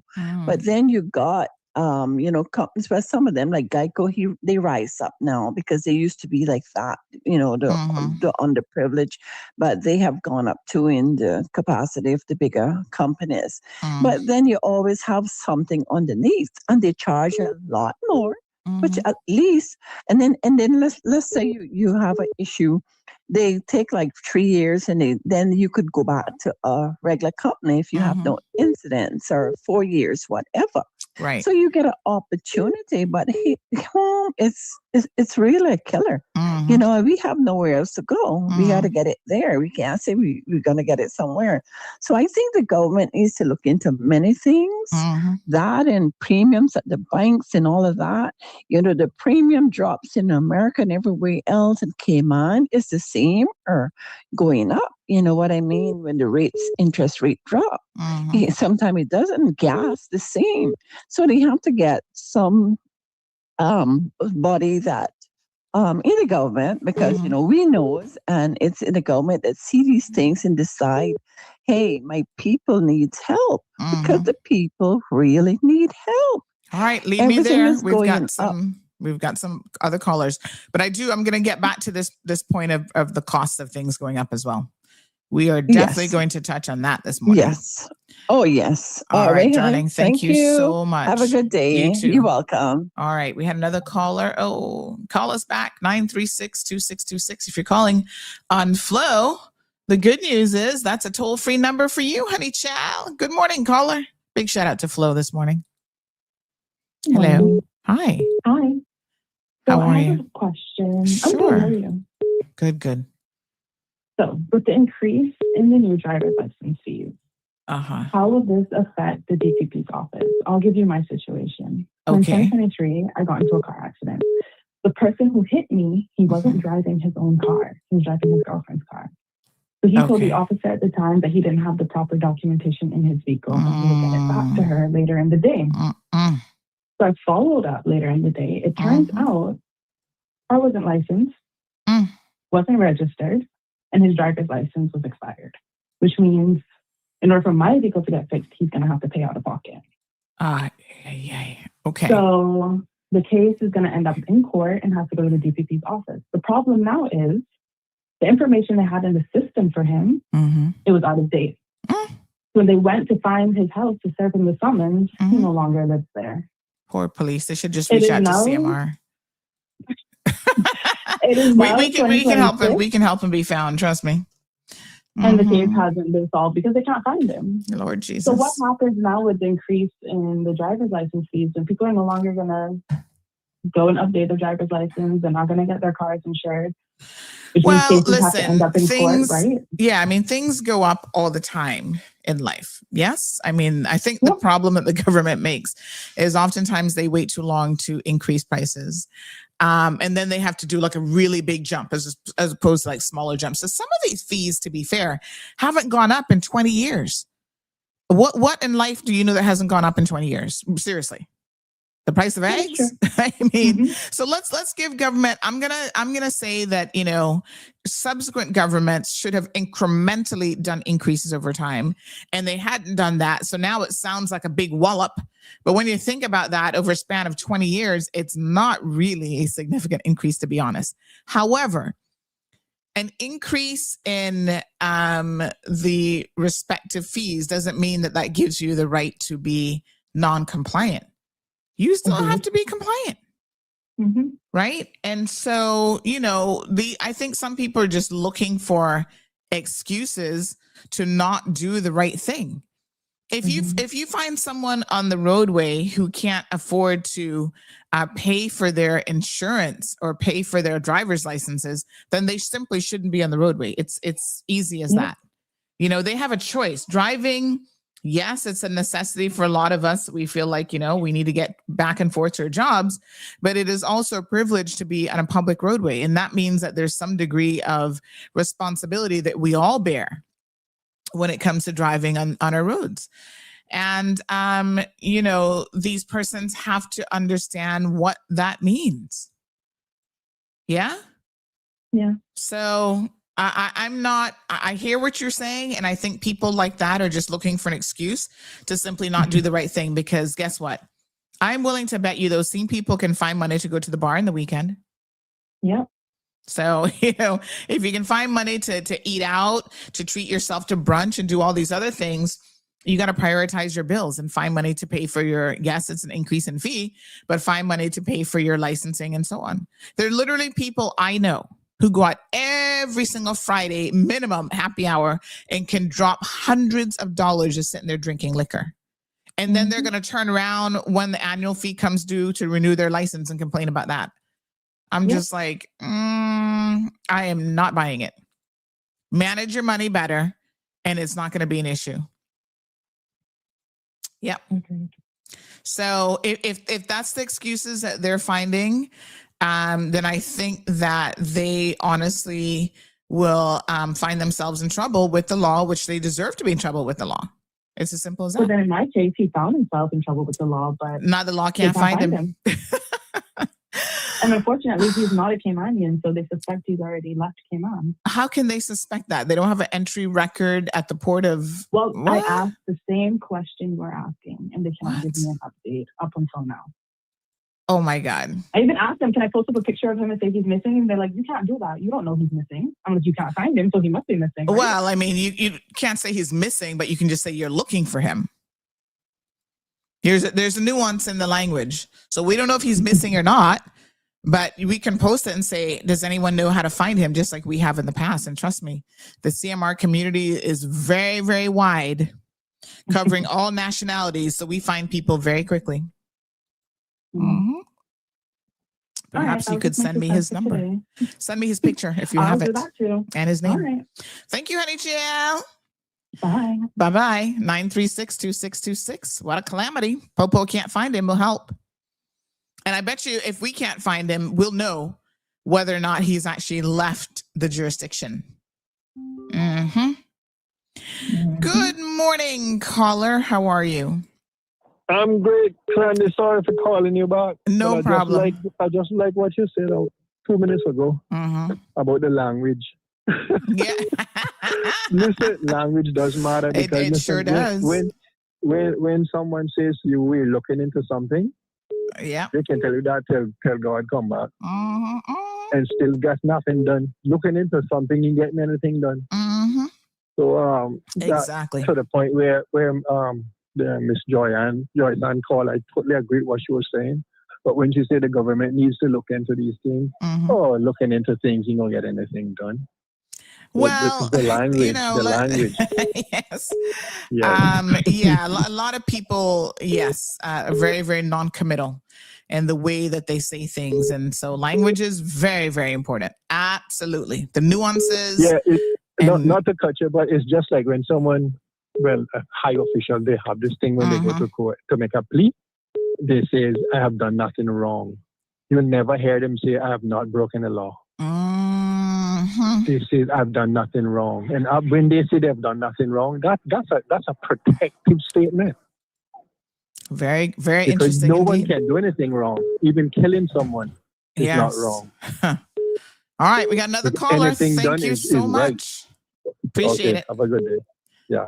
Phone lines are hot today. We got lots of questions. Good morning, caller. Welcome to the program. This is your Ask Sandy segment. How you doing, honey? Yeah. I have a little issue where I like you address me. Okay. I do a job for Shopyard. You know that site, right? What's it called? On Instagram. On Instagram, Shopia. Shopia? Yes, ma'am. Oh. I work with a boss and as a Caymanian, right? But Okay. what happened? You have two ladies, right? Mm-hmm. We're friends with him and thing like that. Okay. We really take over the page and thing and block us where we can't have access no more to Shopia. Yeah, I'm not really familiar with it. So tell me a little bit about what is it? They sell stuff? I don't know. What kind of site is this? That man? What is it? I don't know what Shopia is. It's an online business, but we have a legal business license in Cayman here. Okay, and what sort of shop? What kind of stuff do they sell? Clothing. Okay. All right. So people can go online and order clothing and stuff, and you were working for them? Yes, ma'am. Mm-hmm. Were you working for them legally? Like you have a work permit to work for them? Or was this a side hustle? Oh, you have status. I'm a born Caymanian. You're a born Caymanian. Oh, yes, ma'am. Oh, kind of mosquito. Sorry. All right. So and this lady Turnic English. I'm not afraid to call the name, you know. And Babisha, right? So you were working for them as an employee, or are you like a business partner? There is a difference. That's my side job where I do like my evening delivery and things like that. And okay. Last month, I can't get to do nothing because of these two people. All right. So who are the people that you're referring to? They're the business owners? No, ma'am. Two Jamaican lady friends. They're friends of the boss, you know. But okay, so they're friends of the boss. Right. They have access to the page and things. So what they do, they change over the page now and give a different name and give it name Fashion Frenzy. That KY, right? Okay. So you were logging on to, is it like a social media account that you were logging on to? Yes, ma'am. And you're saying that they've changed the business name and they've changed the access? Yeah. Okay. And doing their own thing. Okay. I see where they post up all things yesterday. Right. So I want to know how custom allow them. If you were, this is where it's important to understand the nature of the relationship, right? If you were simply an employee and not a business partner, there is a difference in terms of, you know, what you can and can't do. So if you're an employee, they can terminate your contract, I guess, whatever arrangement you had at any time. They can say, we no longer need your services. It doesn't sound like they communicated anything to you, which is a problem because they should. That's just good business practices. And, you know, did you have an employment contract with them, or this was just like just show up and do this kind of thing? No, let me butt in a little bit, Ms. Sandy. What happened is that Shopia is a business license issued to the government to do online business. Yes. Selling clothing. Yep. The boss was friendly with Turnic English. Was friendly with, just say that again. Turnic, Teroniq. That's a person. Yeah. Okay. She took over that page. She took over that page. And who is she? She's someone who lives here in Cayman. She's a Jamaican on work permit.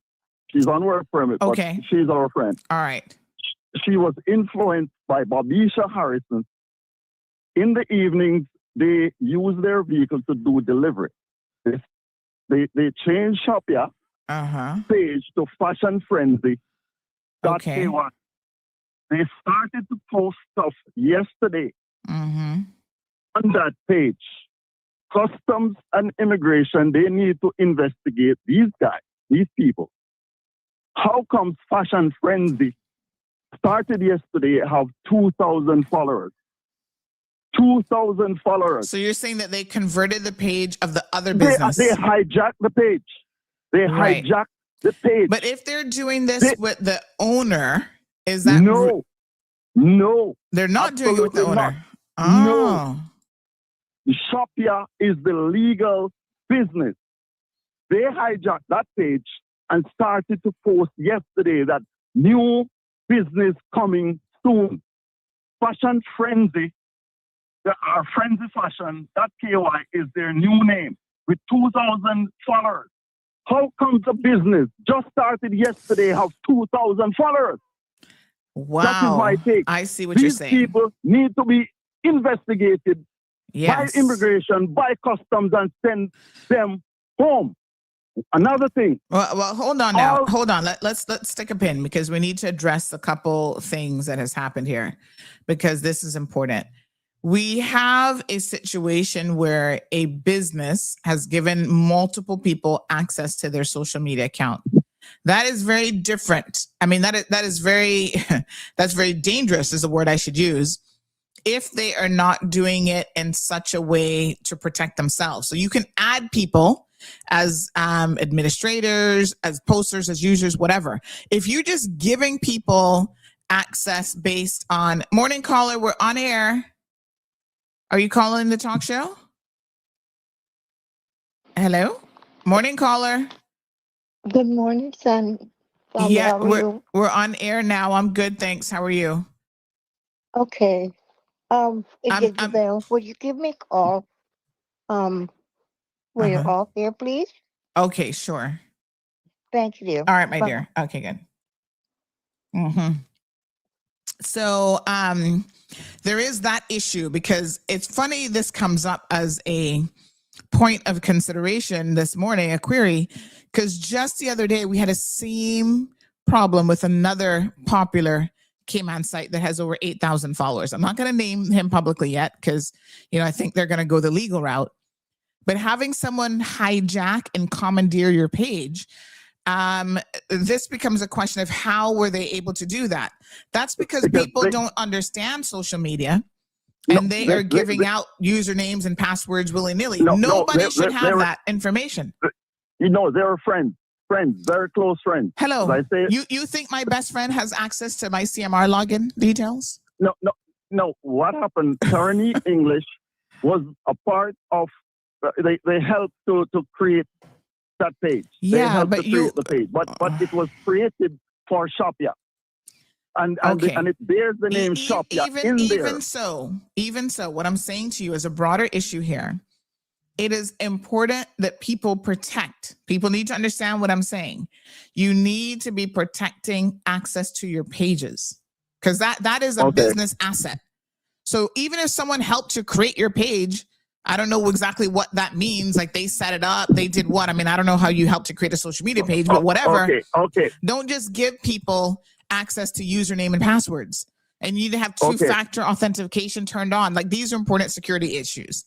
Because the government can't help you if your former friend or business partner commandeered your page. What is the government going to do about that? Okay. All right. That part is clear. But this part now is that they posted. They do not have a license, a trade and business license, or their work permit stated that they can operate in Cayman, doing business as a domestic helper or having a janitorial work permit. And they posted on Fashion Frenzy now to operate as a business, selling clothing and delivering the clothing item in the evening, right? They just posted stuff. They have it that stuff coming. If customs pull up this name, Babisha Harrison, they will find that this person either brought in stuff a couple days ago, personal stuff for sale, right? Or Tony English bought in personal stuff for sale or stuff coming on Shein. Shein is what they need to investigate with these two names to see if stuff came in days ago or coming in, which I know for a fact, I'm not asking that things came in or coming under these two names, selling stuff which is illegal. Because if they're bringing stuff, it should be for themselves, not on Fashion Frenzy or FrenzyFashion.ky for sale. Customs need to investigate that before they pull those stuff down. The original business, what has happened to that owner? I understand what you're saying, that the account has been changed over, whatever, but is that business still going to be operational? It is dead right now because Because these people have taken over the Facebook account, basically. In Christmas, they usually make $5,000-$6,000. Not even 25 cents. Not even 20. And I'm the business owner. I am the business owner. Not even 25 cents was made. And I am pissed off. They were my friends. Teranique was my friend, and she hijacked the account. The business is dead. Zero. And now fashion frenzy at KY. The amount of money that I've spent in this business to do promotions after promotions after promotions. I have all the records from my credit card. They're talking about I living in a big house in Beach Bay. So what if I live in a big house and driving a Ford Raptor? Or you can't say that because I work hard. You understand? If I work for my money, I can decide on what to do with my money. Yes. You understand? I don't need it. You need to, because I have all these recordings. They take over the account and make money on your own. You understand? Because you have disagreement and you're not friends anymore. And you know my credentials. You hijack it and then starting frenzy passion at KY. Because listen, I am pissed off. You know, and my friend here, he does a lot of delivery for me in the evenings. In the evening he makes his $80. He can put food on his table. I mean, it's nothing for me, but he's a Caymanian, and you understand? Yeah, and he can look forward to feed his baby. Now, not even $1 he didn't make over the Christmas. Last year he make almost $2,500. Just by running up and down in the night. People want to go party clothes like crazy. You understand? And it has been hijacked and taken over by these people. Custom need to just go on the site before the Frenzy Fashion.ky, and they'll see all the Shein stuff. All of them came from Shein that they just posted because they were saying that new stuff coming. It finally came, or it's on the way coming. So they started to post them now. All right, so let's talk about what your options are. Somebody says they were not your friends, they were frenemies. So let's talk about what your options are, right? So there is a potential that you have legal recourse against these individuals for taking over and converting your page. So you need to get yourself a lawyer. This is my recommendation to you. Get yourself a lawyer. To write them about giving you your page back. The other option you have, you can try this, but sometimes it's very tricky, especially if you didn't have like two-factor authentication turned on for that social media account. You can try to reach out to Instagram, which is Meta, and let them know that someone has taken over your account, and you have to prove to them that wasn't their account. And it kind of sounds like this is where you might have a little bit of a problem, because you're saying, oh, they started up with you, and I don't know exactly what that means. Does that mean that they were business partners? Because you don't just start up something with a friend. These are businesses. Business partners. They are very close friend of mine. She's a very close friend of mine. Yeah, but why would you be having her start up a page with you if she's not a business partner? Because the technical aspect, and she has done that in the past. Yeah, but she was providing a service for you by helping you set up this page. She was just helping me out to create the page. To navigate the page. You see how this gets a little bit tricky now, right? Because even from a legal perspective, the court needs to understand what is the true nature of this relationship. A friend just helping you has no obligations in the world of business. That's why you don't mix friendship with business. That's why you have very clear, if you need someone to create social media pages for you, you either have a contract in place that this is what you're going to do, that you don't have any rights to the page, et cetera, et cetera. There has to be a clear understanding. It sounds to me like the lines are very blurred on why this person was helping you set up an account. And as Faith and Hope says, this is exactly why you don't mix friends and business, because it's not. I did, I just asked her, please, I wrote her a letter, several letters, very professional. Please just release the info on my page, this wouldn't reach there. And I asked her many, many, many times. I have the letters and everything in detail. What did you say the page is called? Let's go have a look. I've never even heard of it before, but let me go have a look. Okay, there's no more Shopia. Okay. It's frenzyfashion.ky. Frenzy, FERNZY? FRENZY fashion. Oh, I see it. .ky. Okay, Frenzy Fashion. Oh, you got all kind of stuff here for sale. And this is all the stuff that you guys bring in from Shein and stuff. Yeah, all those was posted yesterday. Mm-hmm. Remember, Shopia was the original trade and business license page that was created called Shopia Cayman. Okay. Shopia Cayman. And that was changed around the 15th of December. They were going to Jamaica and they shut the page down and shut me out. I was shut out from Shopia, no business from Christmas. Up until now. Nothing. Nada. So do you know how to go on, are you aware of how you can go on Instagram and report that your page has been hijacked and taken over? You can report that to Instagram. Yeah, we did that. Some friends helped me last night, and everything was changed. The email address, the telephone number, everything was manipulated and changed.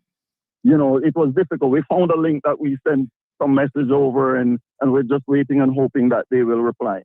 But for now, I didn't want to even go here. All I asked them, just release my. Well, you're gonna have to go. You're gonna have to go there because these people. This isn't, like I said. This is why you don't mix business with pleasure, because you're going to have to go there. These people have now commandeered and taken over your business. Listen, Miss Sandy, I am a hit maker. Okay, I am a hit maker. I have another business that I'm gonna turn it up on that. You understand? I just bear the losses and that's it. But Customs Immigration needs to investigate that page, look at the stuff that they posted, cross-reference them, and it will show that all of those are from Shein. Do these names, and then they will see that those stuff that is on that site was brought in either a couple of days ago or coming in. And right away, it will tie them doing business in K1, selling stuff, and they don't have the work permit to do that, and they don't have the business license to do that. That's all I'm saying. Yeah, I mean, that is one thing, but that doesn't get you, your goal is to get your page back. That doesn't get you your page back. Yeah, that's true. You know what I'm saying? As I say, Miss Sandy, I'm a hit maker. I have another business doing the same thing, and I'm going to pump it up.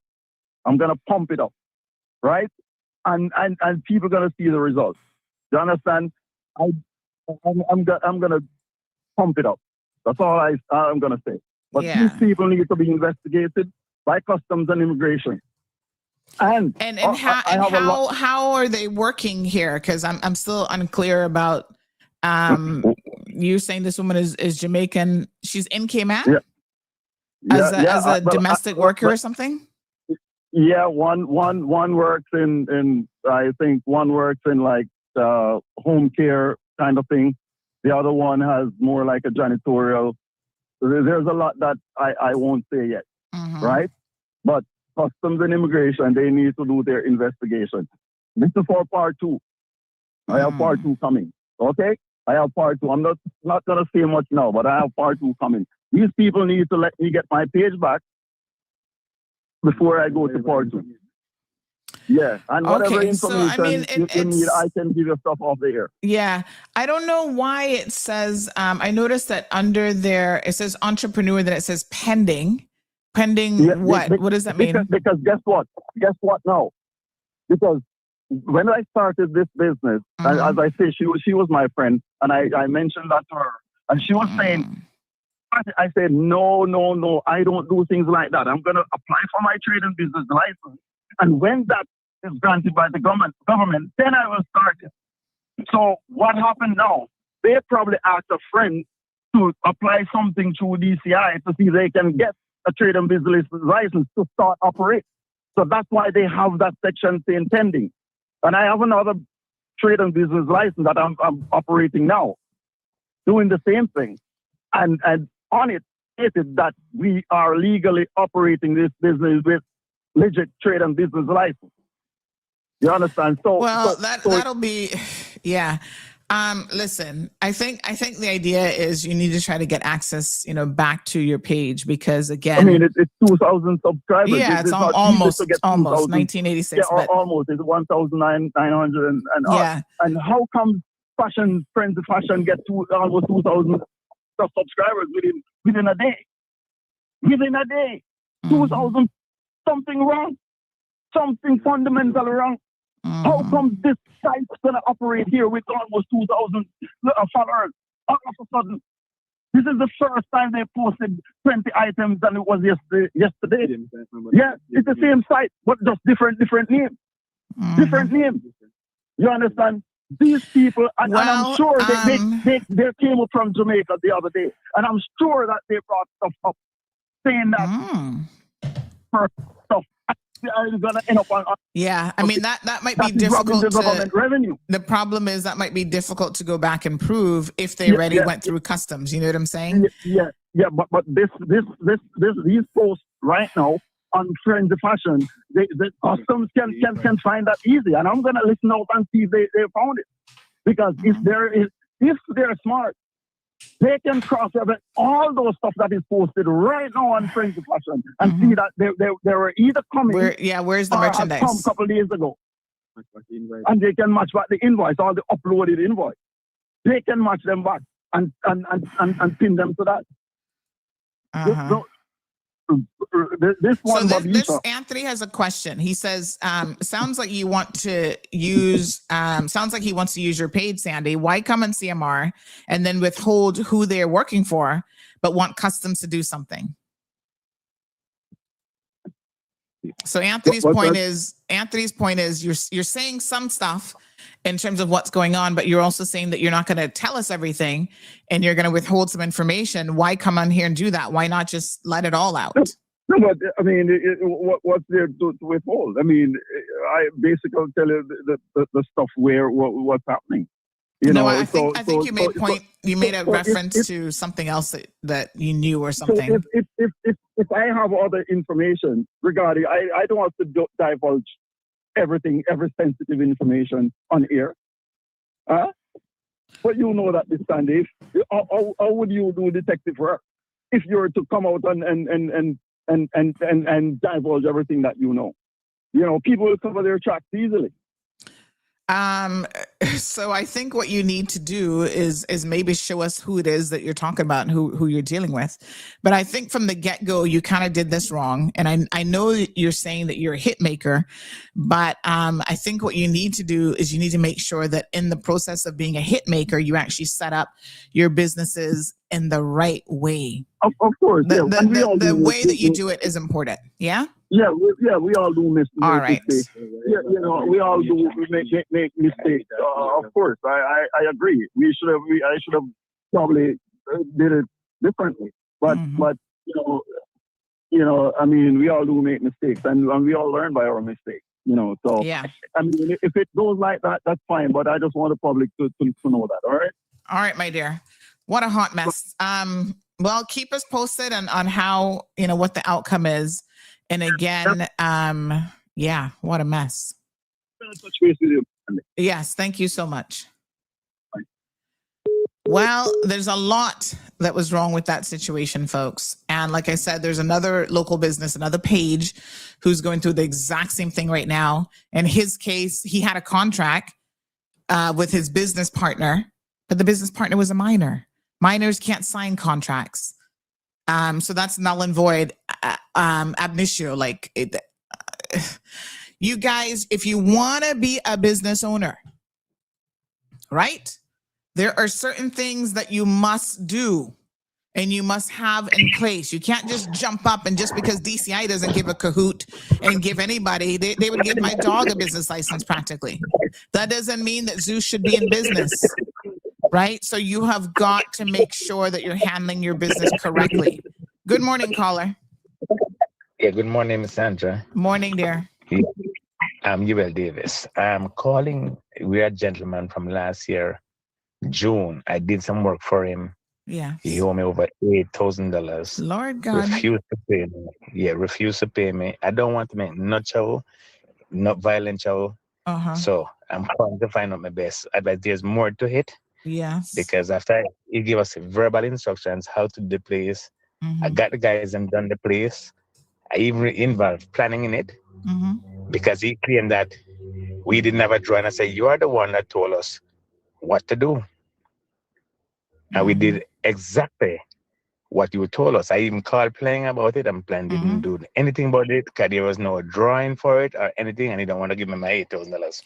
So let me ask you a question. You're here on a work permit, yes? No, I'm not on work permit. I'm on papers. I have papers. You have papers, okay. And so you're in the construction industry, and the two of you agreed to do a job, and you did the work. Yes. And he has not paid you. Have you had any communications with him in terms of why he hasn't paid you? All right. It started out, the estimated job was $36,000. Right. He gave me $21,000. I think it's $21,600. What he gave me, $14,000 went to the guys who do the woodwork. And next $4,500 went to the guy for the glass. And the next $2,000 something goes to the guy who do the mama runner to the front. Now the money that purchased the material, which is mine, and the trucking and the AC work that I did, I haven't get no pay for that.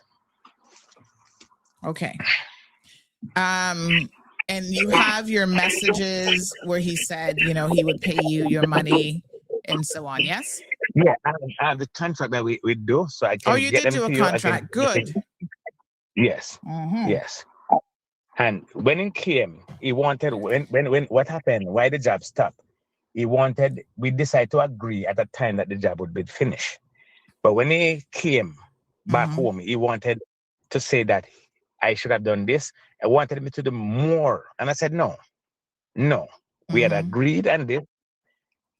We did not agree nothing about painting. It was fabricating and all of this. So I'm not going to go any further. So this is where instead of telling about, you guys, I didn't have a drawing. I don't have a business license. I said, look here, we were friends, actually friends. That's why I take it. I do air condition and maintenance. I take the job from you. You walked us through the phone on it. We agreed at how much we were going to be paid. We agreed at the set price. So now what is the problem? So I stopped. I decided I wasn't going no further. I asked him if he's not going to pay me money. Nothing. From last year, June. So I decided I'm going to call him. So it did not even have a plan to park the place. I called planning about it, planning to do nothing about it. So I decided to say, you know what? I reconsidered and say, you know what? I'm going to get Mrs. Sandra. I've been listening to your program. And I said, I think Mrs. Sandra can help me. All right.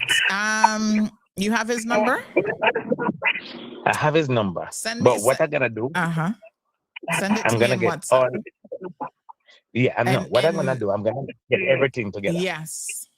Give me till now and tomorrow, I get everything together. All right. Send me the contract. Send me screenshots of your conversation. And I need to understand why he's not paying it. If you have any idea, I mean, has he said to you, listen, you know, this was a big project. I don't have the money right now, but I'm still going to pay you. Like, what is he saying about the money that's owed? One at a time, tell me about, based on when he finished the job, whatever left, give it to me. I said, no. It can't go like that. What about my $7,000 I spent for material? Right. The money that you gave me, finish. So I'm gonna get everything. All right, get your stuff together, and just WhatsApp. And give you WhatsApp. Yeah. You know matter how much it costs, as long as we get money. Because put this way, when I was thinking about a liar, but I just can't be bothered with this court thing. Yeah. Well, sometimes you have to be prepared to take people to court, but if he has any sense, he will, he'll do the right thing before you get that far. Yeah, I didn't. Yeah, understand what I'm saying? I'm just taking. So I reconsidered. And I said, I have lawyers who I work for, and I said, I can't be bothered with this court thing. So I reconsidered and I said, you know what? I've been listening to Miss Sandra, and you up. I'm gonna send it to you. No problem. I'll get it to you. All right. Yeah, all right, my you, dear. Sandra. Yep. Thank you so much. Yeah. Yeah. Thank you. Okay, there. Someone just said he's a perfect client for your new collection business. Soon come, honey child. Yes, sir. She said, don't do it for free. That's right. I got my business license in hand and ready to go. Why? People owe a lot of people money. And I got to tell you guys that some of you are really not handling things on the up and up. And that's why people are taking advantage of you. So let me tell you about this story yesterday. Oh my God. Last night I went to the grocery store. You know, I hardly ever go to the grocery store anymore. But I was there. I was going to come home and make me one of my nice salads. And so I was still missing, what did I need to get? I needed to get cheese and pears and something else in my salad. So I was like, okay, and I wanted to get some lettuce because Gigi wanted a slightly different salad. So here I was at the grocery store, pushing my little cart, picking up a few things. I got to the produce section. Now, you know, the produce section in Foster's Countryside is the first section that you get to. As with all stores, I think but they make you walk through the healthy stuff first. Have you noticed that? So, so we get to the healthy stuff and we're in the produce section. All of a sudden I hear a man raising his voice in Foster's. I was like, what's going on here? Come to find out, he was yelling at a local business owner and accusing him of not paying him money. He was like, yo, scoundrel, you up in the grocery store shopping. Two Jamaicans, one has status because I know he's been here a long time, has his own business. And this man was saying, you know, you owe me money. You don't want to pay people for the work that they do. And I was just like, oh my God. One woman even said to me, oh, Miss Sandy, are you going to record this? And I was like, I'm not even sure. I'm like, I don't even know. Should I record this? I was sitting there kind of dumbfounded, like, what the hell is actually going on here? Anyway, the security guard had to come over and ask him to kind of tune it down a little bit because he was really, really getting upset. He was like, listen, you owe me money. And to be fair, no one wants to be owed money. This is true. Yes. And it's unfortunate when people actually feel like they can owe you money and just get away with it. Low key, I was looking at the situation going, oh boy, no bueno. No bueno. You guys have got to do better. And it's sad that so many people feel like they have no recourse. Like he said, you know, to get lawyers involved, you know, they're going to charge you an arm and a leg. A lot of people like, it's not worth that kind of money. But don't be afraid of court, Naina. Because sometimes you got to take people to court. I'm just saying. Miss Vicky, thank God it's 9:30. I can actually read this. She says, friends fuck friends. Maybe not literally, but definitely figuratively, they will screw you over. Oh my God. I cannot stress enough. You know, I was having this conversation over the weekend with someone who said, oh, you know, somebody might be looking for business partners, whatever. Maybe you could become their business partner. I said, pump the brakes, honey child. When it comes to business, I feel like a business relationship is even more serious than a marriage. Although marriages are serious, don't get me wrong, because they're hard to get out of too, honey child. You get in with the best of intentions, and then when you got to get out, you understand the legal complications of getting out. But for me personally, a business relationship is very, very serious business. Oh, no. I would marry you quicker than I would get in business with you. That's how I see it. And I'm not marrying anybody. So that'll give you a clue on what I'm saying. I'm not getting in business with people. I have managed, thank the Lord, hallelujah. I have managed to do my own little thing on my own. And so, you know, no, I'm not getting in business with people. Not even my husband is on my CMR business. Nothing to do with that whatsoever. Y'all need to understand how to do business properly. Okay? These things sound good when you got friends like, okay, you don't understand social media, but they do. You don't understand marketing, but they claim that they do.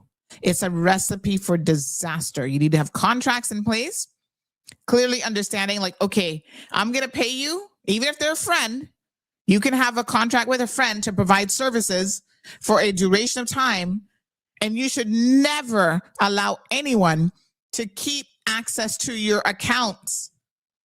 Are y'all just going around giving people your banking information too because they don't know how to, set up your online banking? No. If they set it up for you and they do an initial username and password, you change that the second they move away from your computer. You change it and you put on 2-factor. I keep telling you guys about this 2FA. What that means right now, if anybody tries to log into any of my social media accounts, it's going to say, hold on. And there are different types of 2-factor. I use an app, and if you ain't got that code, you ain't getting in, and that changes every couple seconds. You're not getting into my account, honey child. Y'all, listen, you want to be in business, which is great. I love that so many people want to be entrepreneurs. And here's the thing now. Social media has given us access in a way that previously, like I said, even the world of media, because of the technology that is available, what I can do with media now, 20 years ago, 15 years ago, I would never be able to do. So I understand how amazing technology is. And I think this is great. It opens up a lot of avenues for people who ordinarily making $5,000 a month off of an online store. That's fantastic. I'm happy for you, right? You see, you say that your green-eyed friends were looking at it thinking, oh, I can do that too. You gotta be careful who you have in your so-called friendship circle too, because enough of them got green eyes. So just be careful. Operate it as a business at all times. Safety and security is always at the top of your list when you're a business owner. Trust and believe me. Do not give anyone access to your accounts. Ugh. Taking my little immune blend today. Ugh. It doesn't taste good, but it works. So, what a mess. Some good questions today, though, I must say. Yeah, y'all need to make sure. I know a few people who even did the whole Airbnb thing, and then they had other people set up their accounts, and they were getting the Airbnb money was going into their account. And then I'm like, that's not how you do it. You set it up in your name, and then you can have someone as your co-host, but the co-host doesn't have control over the payments without you saying, yes, this percentage will go to them or whatever. Now, I understand fully that there's this element of, people don't understand social media, but yet they've got a friend who does. So they think that in those circumstances, they can just have their friends step up to the plate and their friends will handle it for them. Well, you see what happens when your friends start to handle stuff for you? Next thing you know, they all in your business, whether it goes so or not. And then guess what? They are doing the most with trying to take over your business. They just commandeered the man's business, took the username, password, changed the name. Wow. And I know it's going to be difficult for him to get it back, because if the email associated with it, if all of that has been changed, that's madness. And I want to bet that unfortunately, now what is going to happen is that, if you tried to reach out to Meta and stuff like that, they were like, they didn't contact you to say, oh, someone's changing your username and password, because you gave them all the primary login information. That's where they kind of went wrong with that situation. Now, there might be additional issues here as it relates to customs and immigration. I see what he's trying to do. He's trying to get them in trouble in that end of things, hoping that that's going to shut them down or that's going to slow them down. Well, maybe not. Right? So at the end of the day, yes, customs has a job to do. And they no doubt need to get on top of that.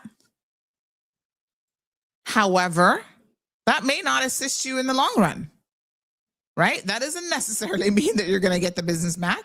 As you can see, they've already gone about trying to expedite getting their business license.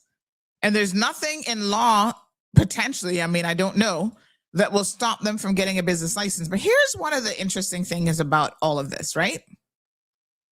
I'm going to tell y'all something now. When you get in business with people, and I see Stacy said, sounds like scammers scamming each other to me.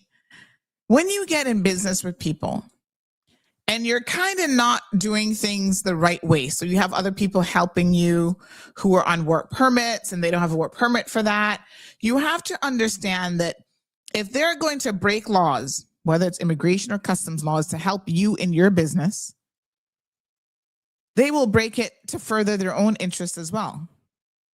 Because it's not really just about you, right? So of course, now that they see that, wow, there's some profitability here, they're going to run out and do their own thing. You think that this person is an honest person? You think that this person is someone who, cares about the law? This is where you have got to be open to the fact that the type of people that you even do business with and how you do it with them certainly says a lot. And so what I'm telling you is they cannot be trusted. It's as simple as that. What a mess.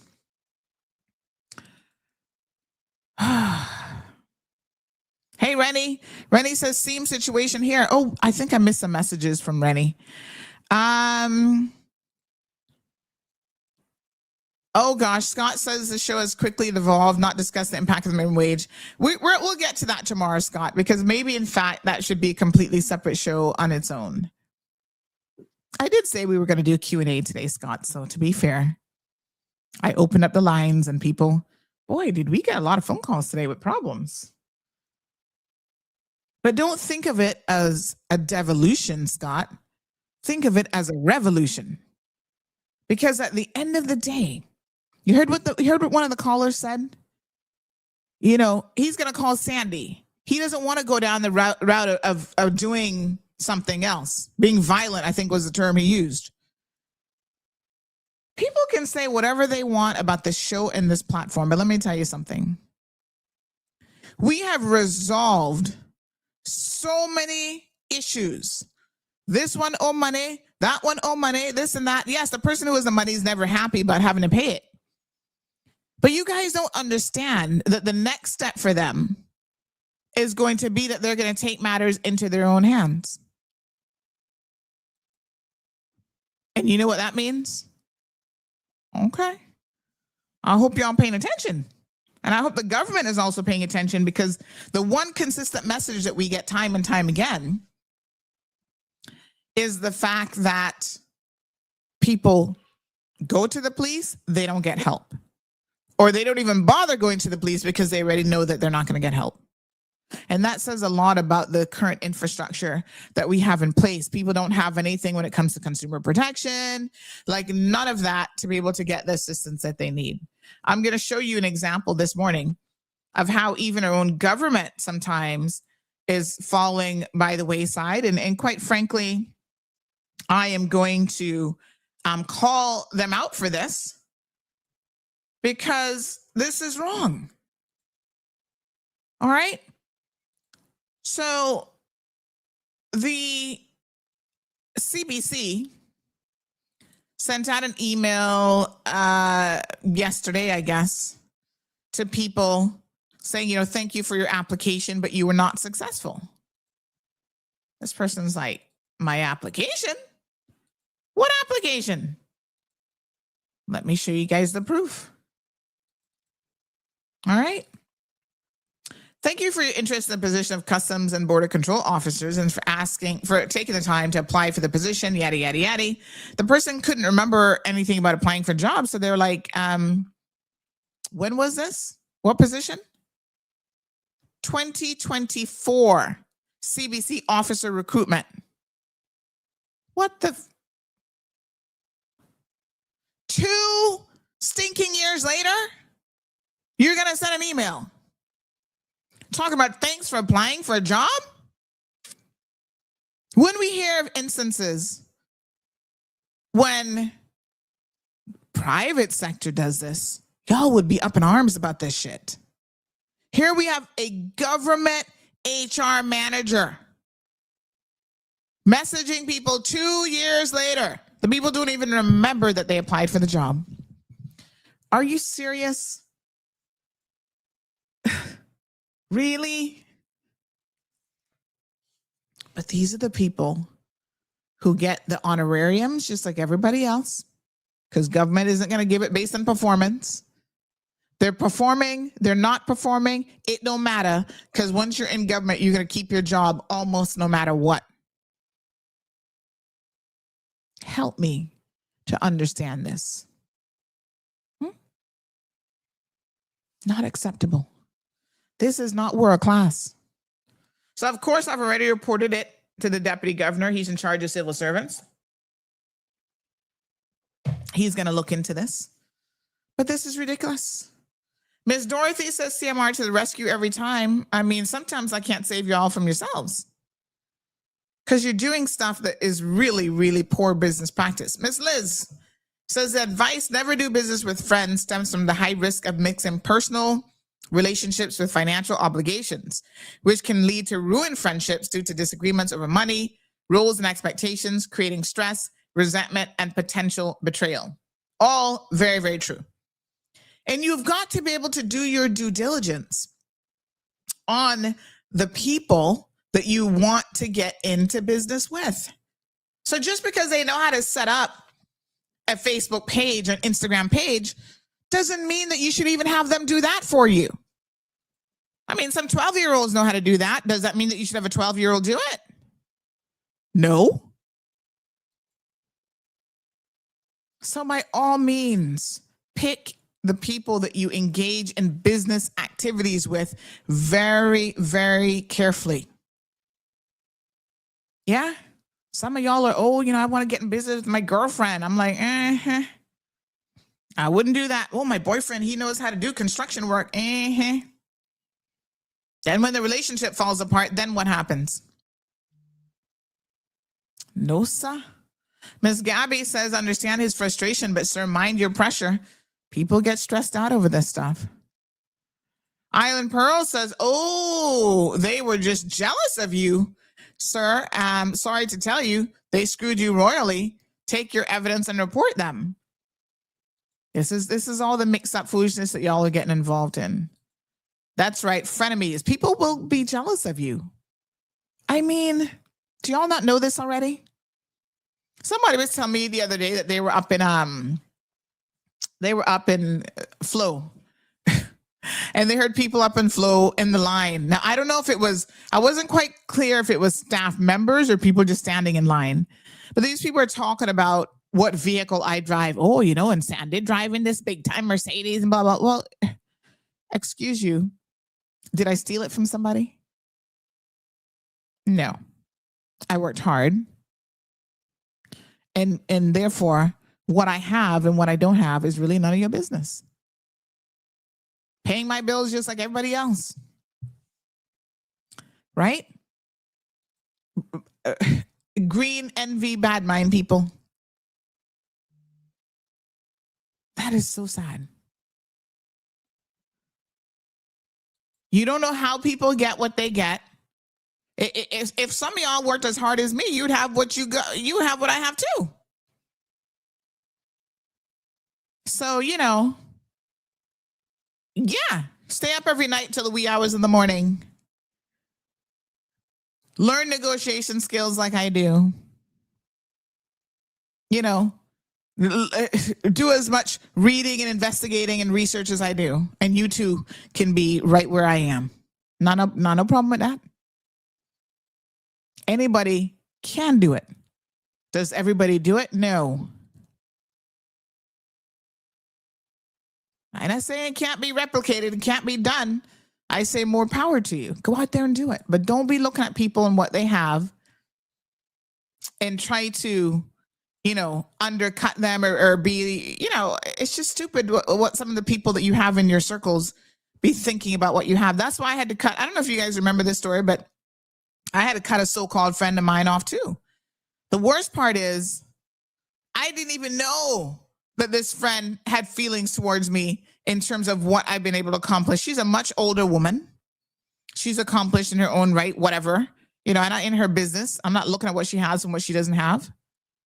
But I'm happy, especially for my own people. Like if you can do something, have a successful business, you got a 10,000 square foot house, you can drive 2 Mercedes, I'm happy for you as long as you get it the right way. Once you're not stealing it and crooking people, then you all good. And I have nothing but love for successful people. But low key, apparently she was like behind my back doing the same thing. Oh, you're helping her out, but do you know? And now she's talking to someone who was being paid to help me manage some aspect of my stuff. Well, did you know that she better off than you in life? Okay. And I'm also like way older. I've worked a lot harder. There was a time when I was in the same position, hustling, trying to start up a business. It's like people, what they say? They see the end result, but they don't know the journey.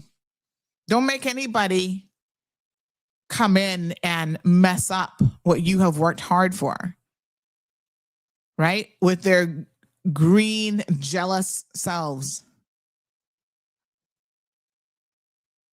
Manage your affairs.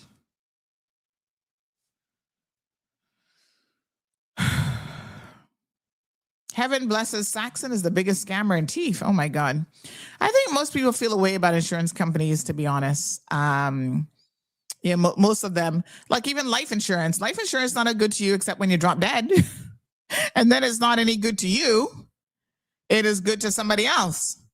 Someone else is going to benefit from that. But that, yes, that's so that you don't leave your family without the resources to be able to carry on without you. That's why banks want their mortgages covered. So regardless of what happens to you, their mortgage will be covered. And then your family will get a mortgage-free home. So that's why you have life insurance attached to mortgages. So lots of lessons here today. I hope that you guys are paying attention to.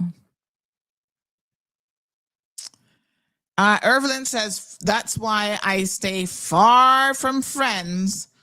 Some of them no good. Well, I told you I only have about 5 on my list anyway, so that's one less. She was removed. And I'm the type of person, let me be very, very clear. You and I can be the tightest of tight, right? And when I see who you are, I've not to this day even had a conversation with this person because there was no conversation. Somebody said, well, are you going to talk to her about it? And I said, why? She's the type of person in the past who said, I'm not going to change my behavior. I am how I am, and people just have to accept me as who you are. Well, no, people don't have to accept you as who you are. You can be who you want. That's your business. But I don't have to accept it. Nobody has to accept it. People can choose. So ultimately, the choices belong to us. You don't have to be friends with people, even when they're family members. Yes, they're family by blood, but I will pass them in the middle of the road like how Moses parted the Red Sea and just keep going about my business. Life is too short, and I ain't got no time for these fake-ass friends that are out here in the streets. Simple as that. Straight up. Pick and choose wisely who you entertain in your life. Yeah. And if you got to cut somebody off, that doesn't mean that. I saw a quote last night that I really, really liked. I think it was this morning, actually, I saw it. And I thought it was so good. It said that just because I don't mess with somebody doesn't mean that, you know, I don't think that they should eat. Let me see if I can find it. It was a quote by Tupac. It said that Tupac once said, just because you lost me as a friend doesn't mean you gained me as an enemy. I'm bigger than that, and I still want to see you eat, just not at my table. That is a quote. Somebody go save that, honey child. Absolutely. I couldn't agree with that more. I'm not going to do nothing to the person. And in fact, the irony of it is they're such a crappy business person themselves. Eventually, they're going to fuck themselves over. So I don't have to do nothing. Time will take care of them. Not me. Now, when it comes to the world of business, I'll leave them alone. But frenemies is a very dangerous thing. And sometimes you don't know who is in your camp. But once they show themselves for who they are, make sure you make your distance, keep your distance from them. And I'm not the type of person that can pretend. So when I create distance, you know that distance has been created. Because we're not going to sit down and breaking bread. We're not going to lunch no more. Because my digestive tract can't take eating with people that I don't like. I hope y'all know that. Nope. That's one time I told one politician, he invited me for lunch so we could kind of smooth the situation over. You know, because when you tell the cold hard truth, sometimes people don't like it. And they, Sandy, I thought we were friends and this and that. And I said, okay, let's break it down a little bit, my dear. I ain't got no problem with you. Because if I did, I wouldn't be sitting here right now at a table eating with you. Let's be very, very clear. If I didn't like you, we wouldn't be having a meal because I don't eat with people that I don't like. Now, there are things you do that I have a problem with. Yes. And so we have to talk about those things, those actions. That's a different situation. Sadika says, CMR to the world. CMR to the people's rescue. Kaboom. Thank you, honey child. We're doing our best. By the way, let's put this out there. Remember a little friend, the one who owed the $450? Do y'all know that he ran to the police and complained to the police that we were harassing him with that post? What was his name again? Oh, Lord.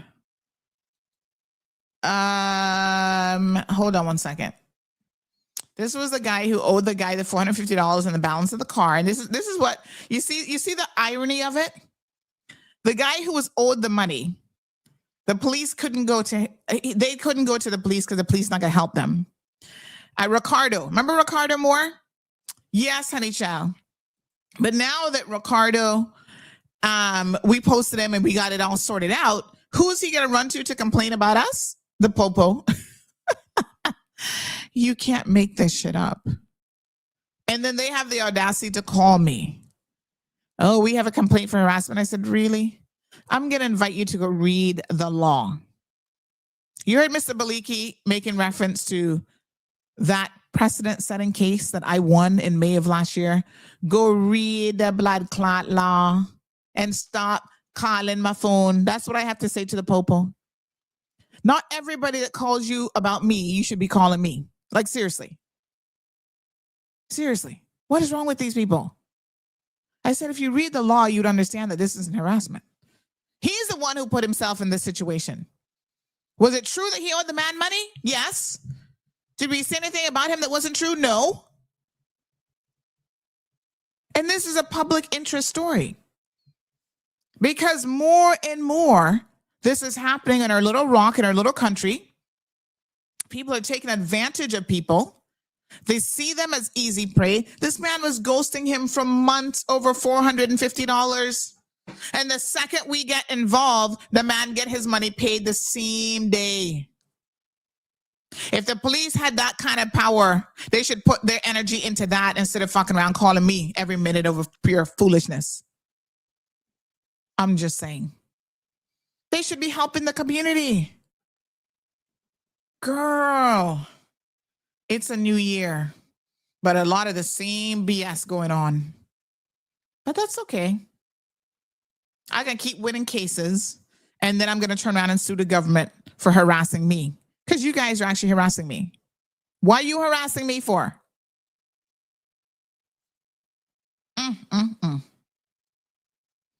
Sadiqa says the other day, the girl who I talked to, drink with every day, go out with, really thought she was my friend, wanted to chop me up the other day. I'm still in shock. What the hell? Girl, let me tell you something. Fewer friends. Yeah. Trust and believe. You don't need those people up in your life. Oh my God. I am going to ask you what you're doing drinking every day, though. Find something else to do with your time, girl. Andrew says that as an elder Caymanian gentleman told me something years ago, they say that they have plenty of acquaintances and a lot of acquaintances and very few friends, because loyalty and trust is not something that can be found today. It's loyalty and trust are expensive commodities, and not everybody, most people cheat. So leave it at that. Joseph Clark says, sent you a WhatsApp message, came to watch you just to find out everyone having the same money issue, just in different ways. Ah, boy, my gosh. Somebody owe you money too, Joseph? What the calamity. Catherine, good morning. Says there are many people with the Judas gene, right? Why? I mean, I don't know why, because it's like you're in your lane, Catherine, doing your own thing. I'm in my lane doing my own thing, right? I'm not going around begging my friends for money or putting them at any disadvantage. I'm just like, why? Why you got to be jealous of your friends? I'm happy for my friends when I see them accomplishing stuff and getting stuff done. Lord Jesus. Jim, this is how I am is an excuse. All I can tell you is that they made it very clear that they're not going to change. And like we say here, when somebody shows you who they are, believe them. Trust and believe. Just believe them. Leave them alone and believe them. It's a hot mess. Jim says jealous friendships or one-sided friendships, the takers and never givers, non-supporters, cut those ties, set them free, let them go. Love it. Let them. That's right. Miss Lovana says I'm always happy for people that do good in life, but not everyone is like that. They got too much time on their hands. And the sad part about it is, they have the opportunity to do so much more than they're doing, and they're not. So it's like, why you got time to be looking at people? Focus on you. No, sir. Strong Will says she's jealous of your husband. Well, she can go find herself a nice, handsome, amazing Jamaican too. If that's the issue. Somebody said to me once, does Marlon have any brothers? I said, none as good as him. Lad, me get the best one. Boy, I don't know what to tell you. Don't get jealous of a man either. I mean, well, my friend said, it's sweet. Yeah, but some women, not just women, but some people are miserable because they don't have good, personal relationships. I believe that some women really do. I always say you don't need a man, but some of y'all do need a man. Because without one, you are so unhappy. Somebody not tickling your fancy. Y'all be so unhappy. Oh my God. Jeez, you need sex or something because something's wrong with you. Ugh. But some of y'all can't get a man. You can't keep a man because of you. Your personality. Men don't want people miserable around them who's miserable either. That's for Love and Lies, the after show. Why some people just miserable. With a man, they're miserable. And without a man, they're even more miserable. I'll send that to Alfred and what's her name? Matilda for their Friday show. All right, folks. What can I tell you? But it's a hot mess. So we saw some good news about people being arrested. And this is good. One of the one we featured the other day, we had his picture and stuff up. Popo have arrested him. Somebody said, Sandy, they would not have made that a priority and gotten to him as quick as they did if you didn't post it up. I'm glad we could help you, Popo.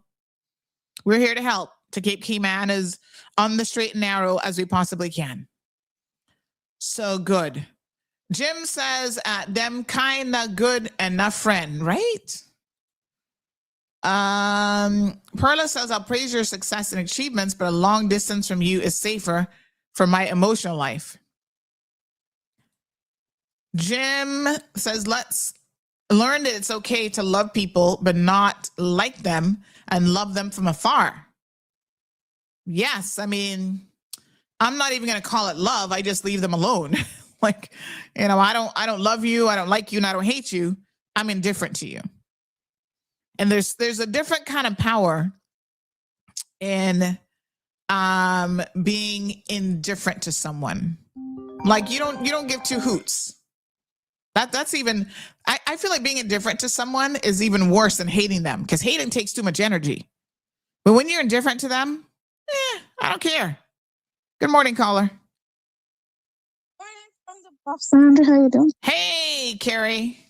And Thelma. I muted it. I muted the TV, but she's looking at me like what I did. Anyway. Honestly, Sandra's friendship is not what it was. It's no longer what it was. I had friends for 40 odd years, and I had them that own businesses that contact me. Please promote my business all over social media for me. Please go like this. Please go do that for me. Do this for me. Did they ever once go to one of my pages and share one of my adverts on their page? Not once. And that kind of friendship ain't genuine. And one day I got down fast and prayed, and I said, Lord, you tell me if I should remain friends with these people or not. And that came quickly. That was a swift answer from God. It was almost immediate. And that was what I did. I okay, no problem. I've never, ever gone back to those friends. Because I feel that if you're a friend with someone, you're genuine. You know what your friend is going through. You help your friend. Trust me, if I was to save the money I help people over the years, I would be Donald Trump in value. But you can't do that in the Cayman Islands because everybody wants to borrow your money. And especially in Cayman Brac, oh my God, you would do up here good with your collection, Sandra. I'll line up the people for you. Cause they got some serious money owed out here. Even the government up here owes businesses thousands and hundreds of thousands of dollars up here. So you would do good up here with the people up here who need to collect money from people. What a mess. Honestly. So get your license, get over here. But I agree with you.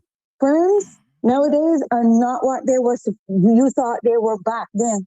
They may have been genuine years ago, but as years go on, they've become very, very selfish, self-righteous, and all they look out is for them. They don't care about you as long as they're ahead of you. And I followed that and I watched that as somebody who's a bad friendship. So I got plenty of friends. I got hundreds of them, but they got 4 legs and they're furry. They're my friends. Ain't nobody more genuine than the kitty. Anyways, y'all have a great day. And just watch who your friends are. Be cautious. If they want more from you than anything they're constantly asking of you, they're not no friend. They're looking somebody to slurp off and splurge off. So walk away from them people. They're just going to carry you down into the financial doldrums where they want you to be and keep you there. All right.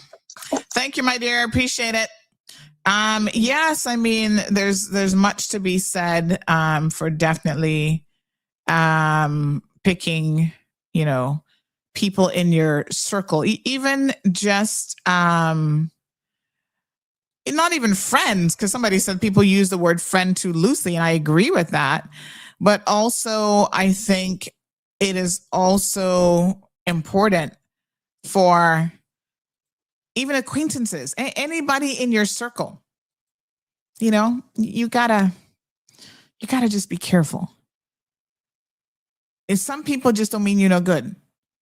So you keep people on the light side of things, and the fewer people you trust, probably the better off you're going to be. I hate to tell you the truth. Andrew says, Cayman Islands, let us try to live better in 2026. Love people more. Don't love money and use people. Denny says, Catherine, with multiple hate insertions.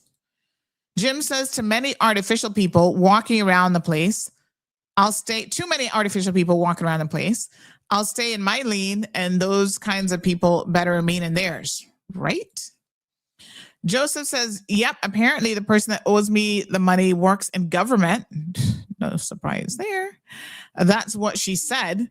Not too sure how true that is at all, but it's a little over $1,000, so we can talk about it. Oh my goodness. The sad thing is, in this day and age, more and more people, money has always made the world go round. It's important. But now, more than ever, people need their money. Like, don't mess with people's money. It's crazy. Here's the other thing that is interesting about money. Did you ever see the survey, the research where they taught, I think it was chimpanzees or some kind of primate, what money was? Like, they kind of showed them, like, you can use money to get things. Guess what they use the money for? This makes me wonder if there's not something innately wrong with us as a species. Guess what they use the money for? Take a wild guess. Take a wild guess what they use the money for. Anthony says, how can people owe people in Cayman Brac? There isn't anything to buy. Cayman Brackers should have the most saved, no distractions. Oh, Anthony, no side, they over there buying drugs. Apparently, that's where you go when you want drugs. No, honey child. Strongwill says, likewise, myself, some friends are so ungrateful. Kaboom to Miss Carrie. Mellow Fellow, good morning, says, indifference is worse than hate. Hating someone requires an emotional investment, as it is just as intense as love. That's right. Love and hate are the opposite sides of the coin, and it's very, very blurry because, as you well know, you can go from loving someone to hating someone in a heartbeat, right? Goes on to say, just on the opposite end of the emotional spectrum, indifference requires nothing. And I am indifferent to certain people. Trust me. No emotional attachment. I am indifferent. Speaking of these people in our lives, one came up to me the other day. You guys should be able to guess who this is.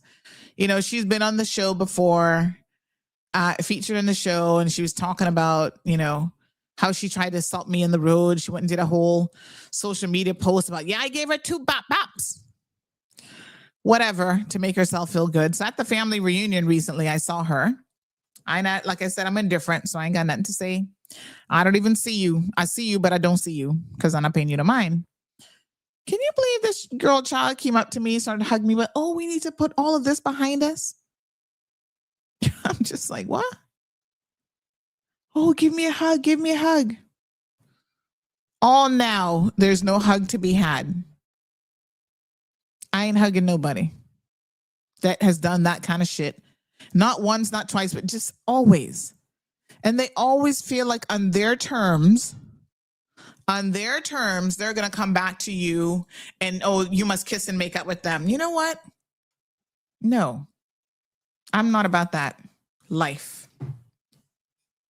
Y'all need to do better. If you want people in your lives, you must know how to treat people with respect. And don't go out of your way to try to purposely help people. This is what I tell people all the time. Let your apology be as loud as your disrespect. So the same way you could go on social media and tell me, I gave her 2 bops.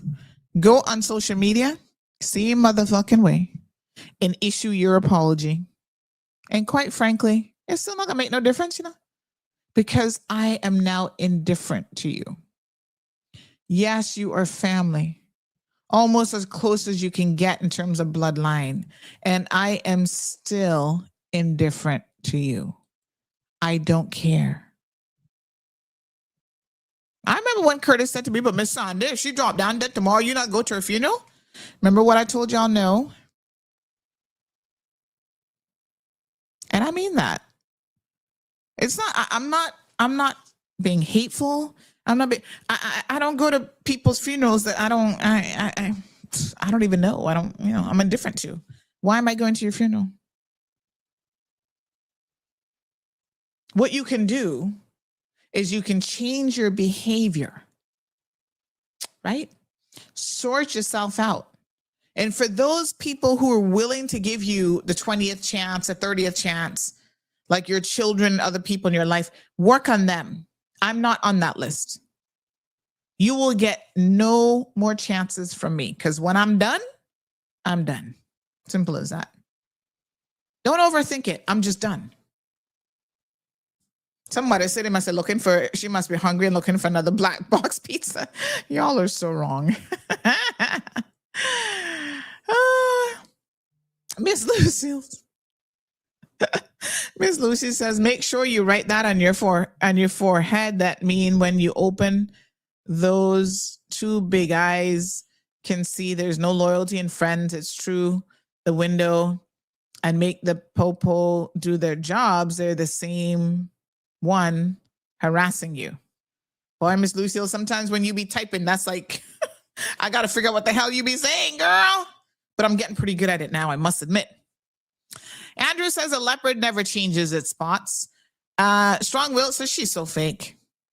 Carrie says she should try to ask God to forgive first. Jim says even if it's family matters not to me. Hallelujah. You show me once, shame on you. Show me twice, shame on me. That's right, honey child. That is right.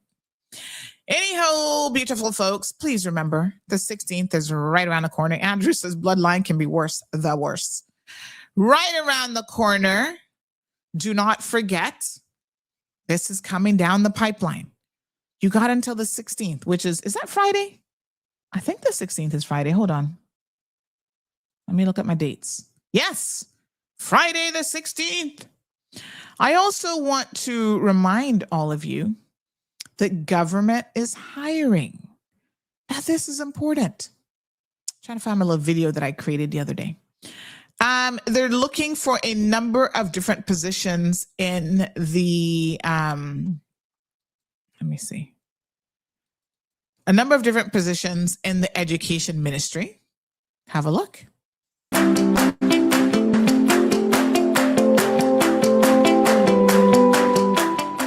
My name is Shari Sanchez-Clark, and my post is a deputy principal.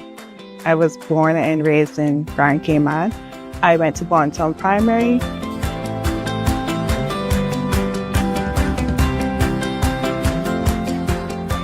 My passion came from having so many educators in my life, from ballet teachers to music instructors to track and field.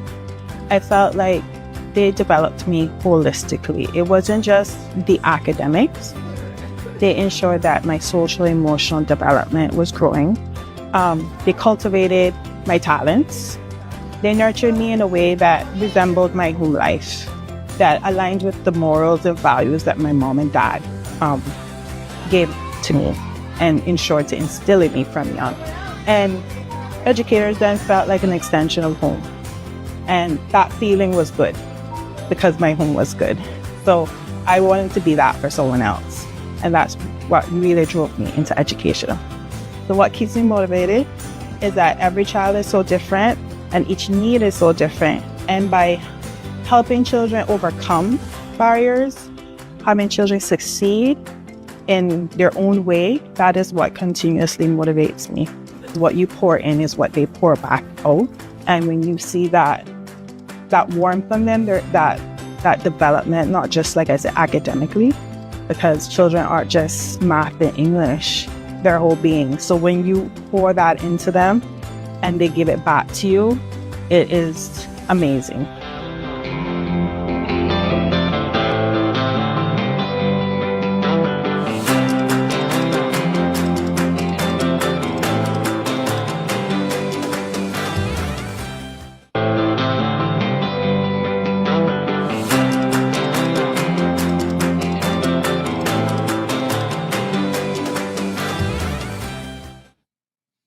All right, folks.